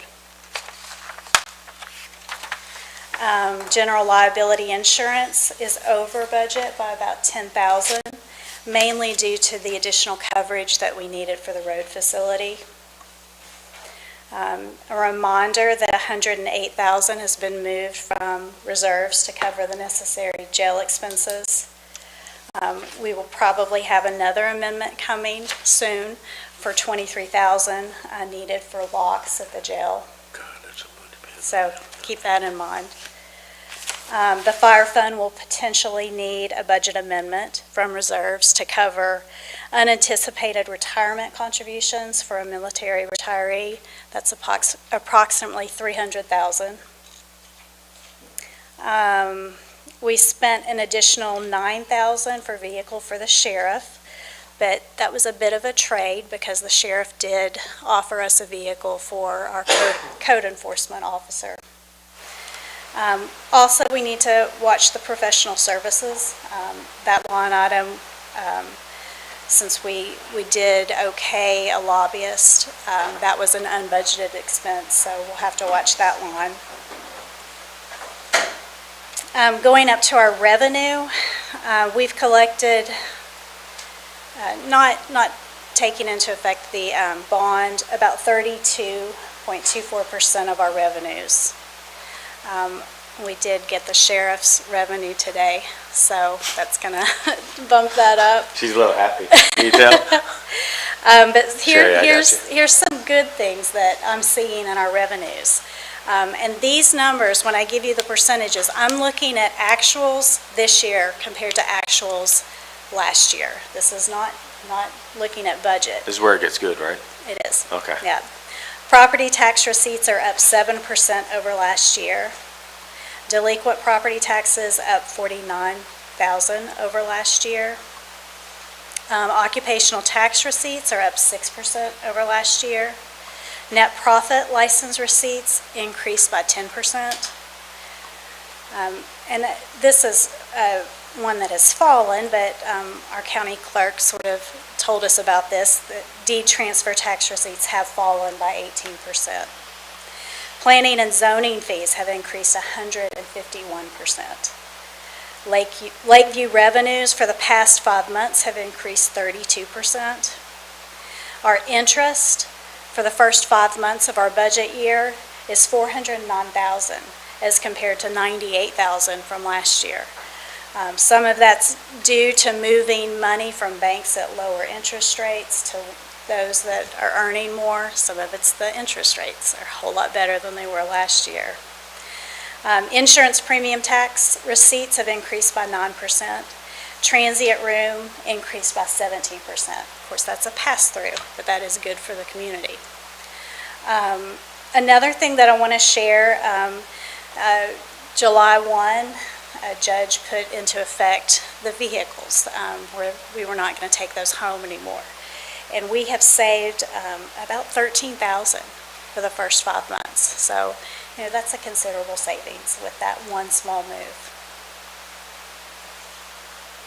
Amy, I just want to say thank you. I give you a lot of credit for moving the money around and looking for better rates. And I mean, just that one fact you said right there, from last year, our interest was $98,000 and this year it's over $400. That's phenomenal. So we appreciate you. Squire Sebastian had her hand up. Very much for your report. Just have a quick question in regard to our expenses. On page... Mike. I'm sorry. No, thank you. I thought I did. I apologize. No, you're good. On page 4 of the expenses, items 01-5140-303 and 01-5145-322, both are over 70% expended for the current fiscal year, which is kind of nearing its halfway point. Can you advise, I guess, the court regarding the ambulance service and the E911 expenses? Perhaps they have billed in advance or... No, they're over. And that's for 2 quarters for both of those. I'll have to double check. That I may not be right about the 2 quarters. That might just be 1 quarter. We do have a bill that is in question that we're working with the city still on that. Is that correct? So I'll have to probably give you a a better update on that the next time we're together. Thank you. And I will also echo what the judge said. Thank you very much for your diligence in this. I think there's some members of the court that have spoken out in the past in regard to being able to be more liquid and move our money where we get better return, and you have just been masterful in that. And so all that lays at your feet for doing that and doing that work for everybody in Franklin County. So thank you for doing that. Squire Tanner. Why do we need cash vest? Because I think we can do better. We have talked Good about that. answer. She keeps telling me, she's like, I'm not a financial advisor. Good answer. So, yeah, that was a good answer. So we're looking for 800,000 next year. No comment. She's telling you not to push it. I know women body language stuff. I think anybody know that body language. You better know about that. All righty, we good? Amy, thank you. All righty, last agenda item, payment of claims for Kim here. Does anybody have any questions on this payment of claims?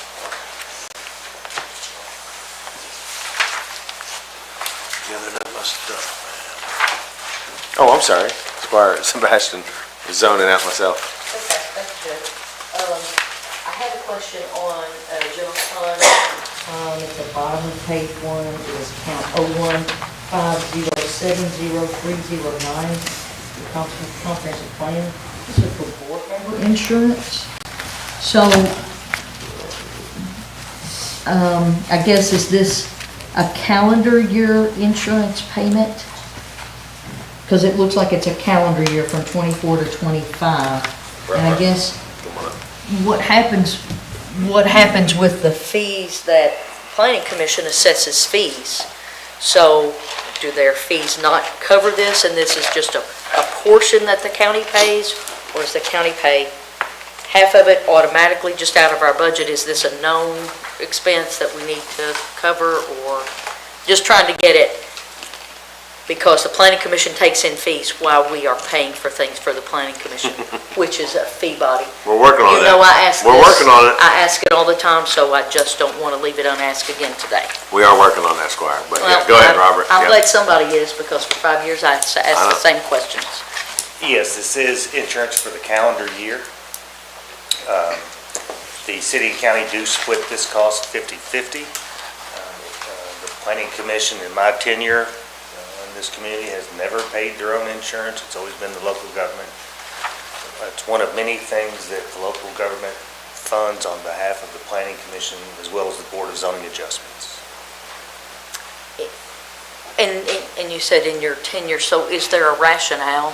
Because I think I've asked for that too, and I still don't understand what the rationale is. So I'm just going to ask I'm again, with just to you. be I'm with consistent you. in the questions I ask. The simple rationale is that based on their fees, they don't generate enough to cover their own bills. And so, again, this is another question. Keep going, you're on the roll. Yeah, I am. I'm just sitting back. Same one. So have those been reviewed, or what is the Planning Commission itself doing actively to take control of, its expenses as well as its revenues? I mean, I'm sure they're looking at that as a body, just like we're talking about looking at it for the county, just in like fashion. The commission has not directed staff to do anything related to increased revenues associated with fees or the like. So there's no discussion of raising fees. The last discussion relating to anything associated with their budget specifically was when they increased the membership participation rate per meeting. Okay, so what you're saying by that is the members who come to the meetings are paid more? Is that what you're saying, per meeting? Yes. I'm just trying to make sure I understand that. Yes, and the city and county pay Yeah. for that as well. Squire Tanner. It's a comment, I guess. Those members are appointed by this body, and so they're working for us. Therefore, then they, we wouldn't want to put them out and not be insured for, I'm sure this is area of omission It's probably type D&O. insurance, is that correct? And liability. And liability, A whole those slew of things. things, yes. So, if we're gonna ask them to serve for little or nothing, then I don't know why we would not wanna be able to pay their insurance. Now, I agree with the fee should maybe cover everything else, but at least for the insurance. The issue is not paying for it. Yeah. The issue is not paying it. The issue is there a way that we can work with this body and the city to make them more whole and responsible for the things that they Well, utilize? I don't- That's it in a nutshell. You know, in a nutshell, if they can generate enough money to cover all expenses, but the one, if they were to be short of one, it should be, we should cover them for any kind of liability that they might have, since they're volunteering their time, basically. If I may, I have expressed, my opinion on how to deal with this issue over several administrations and look forward to continuing the conversation with this administration. Squire Wisman. I would, we're at a point that we've just had someone else step down off that board, and we're now more members that are brand new and unseasoned than anything we've had in the past 30 years probably with that body. I think it's apt time for us. I've been talking to Robert about some training opportunities. We need to put some funds aside to provide some really in-depth training immediately, I feel like next month, and I wanted to bring it up under new business, but we don't have that tonight. So maybe it's apt time to look at everything comprehensively about how that board and all of our joint boards are going to operate in the future, where we can make them whole, and really more of their role. They have some ability to assess fines and other things that they don't really, a couple of they boards don't. do. Yeah, but they don't really do. And I think it's apt time for us to revisit the operations of all the planning commission. Not all planning commissions across the state function the exact same way. Right. There are different ways to form. Squire Sebastian. Just to finish the Yeah. question, do we know if they bid this insurance out? There may be multiple carriers for this type of, it's probably, I'm assuming D&O, errors and omissions, that kind of thing, standard. Do we know if they bid that out? So they go through Chenault and Hogue as the broker to find the best rate. Well, actually, this comes from Kentucky League of Cities Insurance is what it is. Okay. I just didn't know if it was something that they bid out on an annual basis. Everybody's looking for best value. Right. All right, thank you. So, yeah, Chenault and Hogue has been their agent for forever. Okay. So, Thank you, Robert. Thank you. Any other questions for our clerk? Squire Sebastian. Thank you, Judge. I just have one more, and it's the standard one about the jail fund, 035101-343, medical expense overage. Do we have any information again about the overage? No, Seems like every month but if you remember, they were supposed to come to our meeting last week, and then because of the bad weather, they couldn't fly in, so I believe they're invited to our next meeting. Okay. It's on the 3rd or 4th. Which After the year, that we can get all those answered, so yes. Look forward to And they were happy to come. Ron said he had them in a week or two before that. He had a great conversation with them, but because that day that it was snowing, they couldn't fly the plane up here, so, yeah. I think there's a meeting on the 4th, is that right? Thursday, whatever that date is. Yeah, so Thank we'll hopefully get all those answered. Judge, Sir. related to that same line item, I hear you all bring it up fairly often, but there's 2 expenses for eyeglasses that I keep understanding that are supposed to be paid out of the canteen instead of out of our direct budget, but we keep seeing those. We need to have a comprehensive review of the fee structure, I think, of the jail. Maybe the task force can take that up, or finance, or whoever these things are coming to. Yep, no, it's a very good call there. Good thing to do for the new year. Yep. Good. That plan's a slush fund. Squire Tracy. Thank you, Judge. Are there plans, I know it's been discussed here, I know it's been discussed multiple times, but are there plans for the task force to look into the medical contract at the jail? We're going to do it with the finance committee. Oh, is it going to be through the, okay. Well, yeah, trying to look at improvements that are needed and stuff like that. Gotcha, okay, thank you. Any other questions for our clerk? Alrighty, seeing none, let's just roll right into voting session if y'all are good with that. Everybody okay? Yeah. Okay. I was good, yeah, I'm fine. Let's take 5 minutes. We'll come back at 5:05. I had to, I drunk too long.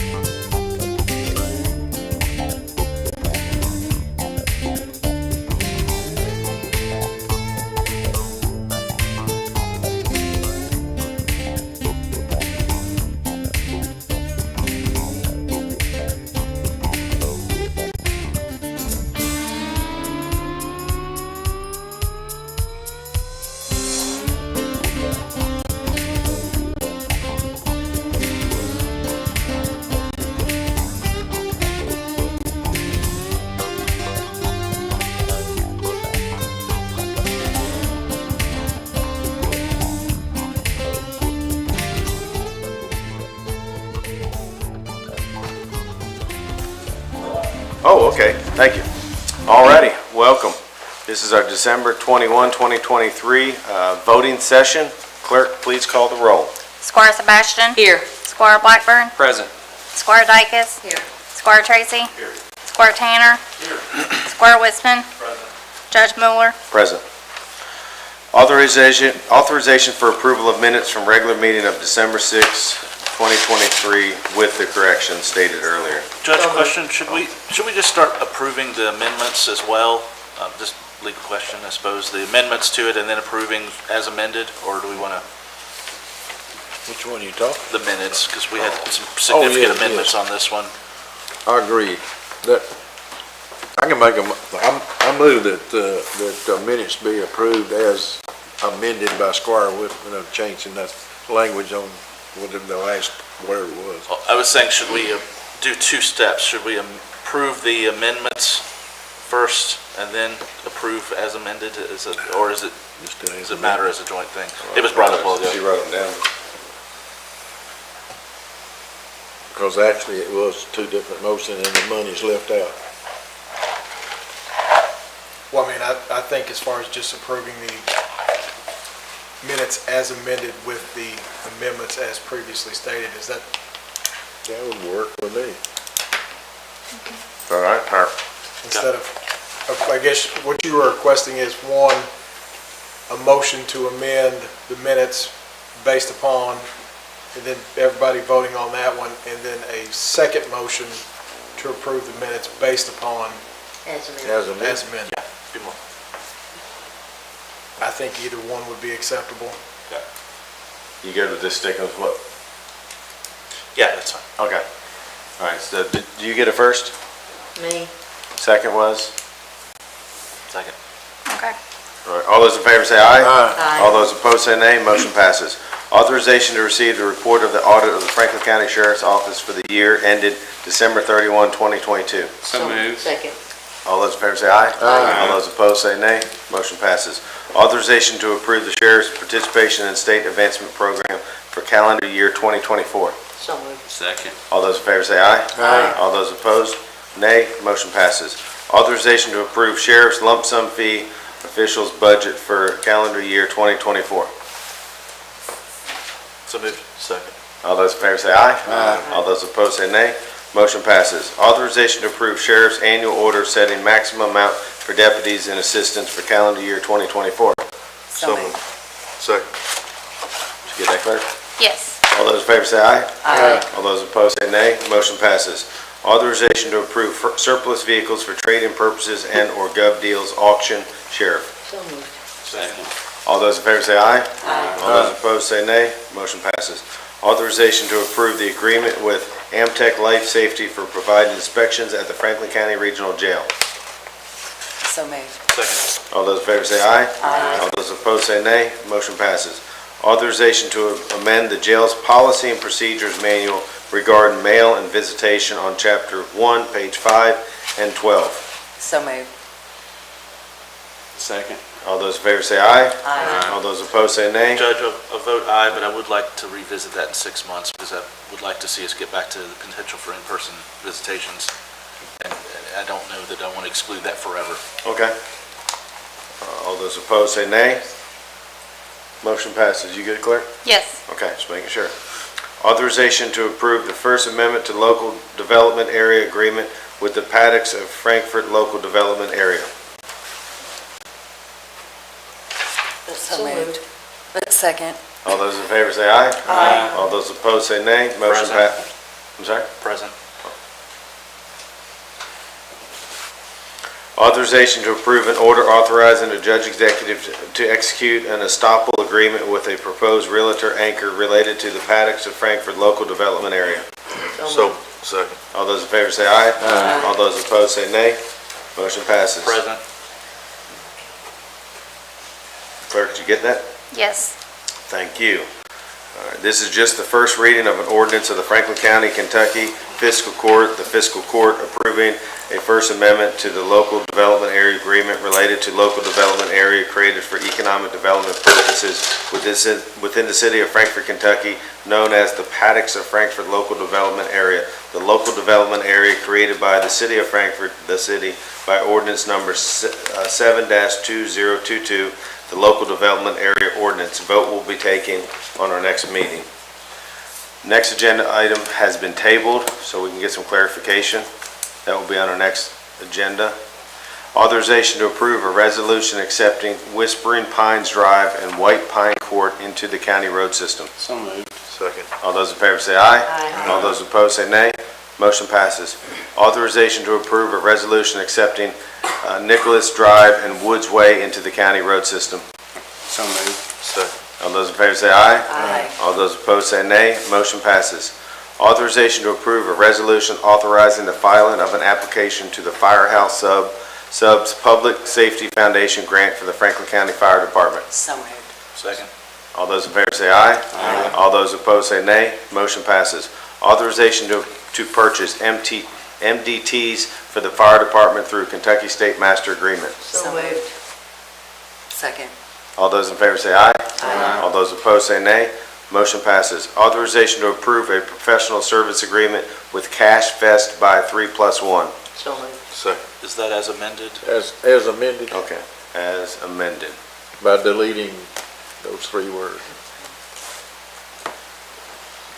All those in favor say aye. Aye. All those opposed say nay. I want to explain my vote. Amy said it was good, so I'm voting for it. Okay. And just for clarification, are you all saying that the contract as it stands, you all are not agreeing to without the removal of those 3 words? So that, That would be my intention. If we And need so to I be more think- specific in the motion, I think there will need then to be a discussion with the company to see if they're willing to remove those 3 words from the contract. Can you read what those 3 words were again, please? I got to look it up again, but it's with reasonable. Reasonable cause, and so it's a situation that I'd say that will have to be negotiated by the company. They may not be willing to accept that deletion of those 3 words. So we may need to table that matter to have that negotiation. I'm personally okay with going with the way it is, because it's just a year contract. Well, it was passed, even if I vote against it, it passed. I'm We'll have not to do really it again, against it, I because- just seem to like. I just wanted to get that clarification out there, because like I said, the It's gonna company be may not be 13 willing to months amend their anyway. contract. Yeah. I think Amy really wants to get going. on it. Otherwise, it could be 3 years, because it'll be in court that long. Okay, so here's the discussion point as our counselor brings it up. So the motion on the floor is as amended. We haven't all So, voted yet, though, so what do I need to do to? We can't amend the contract, I agree with the discussion that the attorneys had, obviously. So who made the motion? Can they rescind the motion? I'm not saying we need to back up. We didn't make it. I was asking the question of clarification if that was as amended, because I asked to amend, but we didn't Right. make a final action on that in the work session. Okay.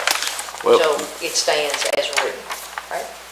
Correct. I think the initial motion was as written. Yes, And it then is. after that motion was made, I think somebody else then says as amended. So I think the original motion was the contract as it stands. I just wanted to get that clarification because that was thrown in there. Should we do something different just to make sure that we're all clean on it, or? I can vote for it, but if there becomes a snag, we may be in court, but it may not ever come up. It may not ever. The only reason. From procedural standpoint, what am I doing here? I think the original motion that was on the floor was the contract as written is what is being voted on. So we just need to vote it up or down, or And so if whatever. somebody We haven't wants to- voted yet. Can I read it again? Yes. Is that okay? So We haven't everybody voted? knows what they're I voting. just want to make sure. Yeah. Authorization to approve a professional service agreement with Cash Vest by 3+1. And so I made the motion, and Squire Tracy seconded the motion as. Okay, now I'll take the vote. All those in favor say aye. Aye. All those opposed say nay. Motion passes. Authorization to approve an agreement with Hitchcock Design Group for the initial design phase of improvements for Lakeview Park regarding the Lakeview Park Ball Field Complex. So moved. Second. All those in favor say aye. Aye. All those opposed say nay. Present. Clerk, did you get that? I got Dykus and who else present? Okay. Second reading and approval of amendment number 2 to ordinance number 7-2023 relating to budget for fiscal year 2023-2024. So moved. Second. All those in favor say aye. Aye. All those opposed say nay. Motion passes. Authorization to approve budget transfers for fiscal year 2023 and 2024. So moved. Second. All those in favor say aye. Aye. All those disagree, nay. Opposed, thank you. It's been a long day. Yeah. Motion passes. Authorization to approve cash transfers for fiscal year 203-2024. So Judge. moved. Question there. It's a typo in Oh, our agenda. 2023. It'll be fixed. Yep. I'll read it again. Authorization to approve cash transfers for fiscal year 2023 to 2024. So moved. Second. All those in favor say aye. Aye. All those opposed say nay. Motion passes. Authorization to receive treasurer's report. So moved. Second. All those in favor say aye. Aye. All those opposed say nay. Motion passes. Payment of claims. Is there a motion to deny any payment of claims? No motion was made. Let the record reflect claims are to be paid. Before we adjourn, I just want to say happy holidays, Merry Christmas to everybody out there. I personally want to say thank you to this fiscal court. It's been a long year, but it's been a great year. I think we have a lot of great things going in Franklin County we all should be proud of. With that, Merry Christmas, and we are adjourned.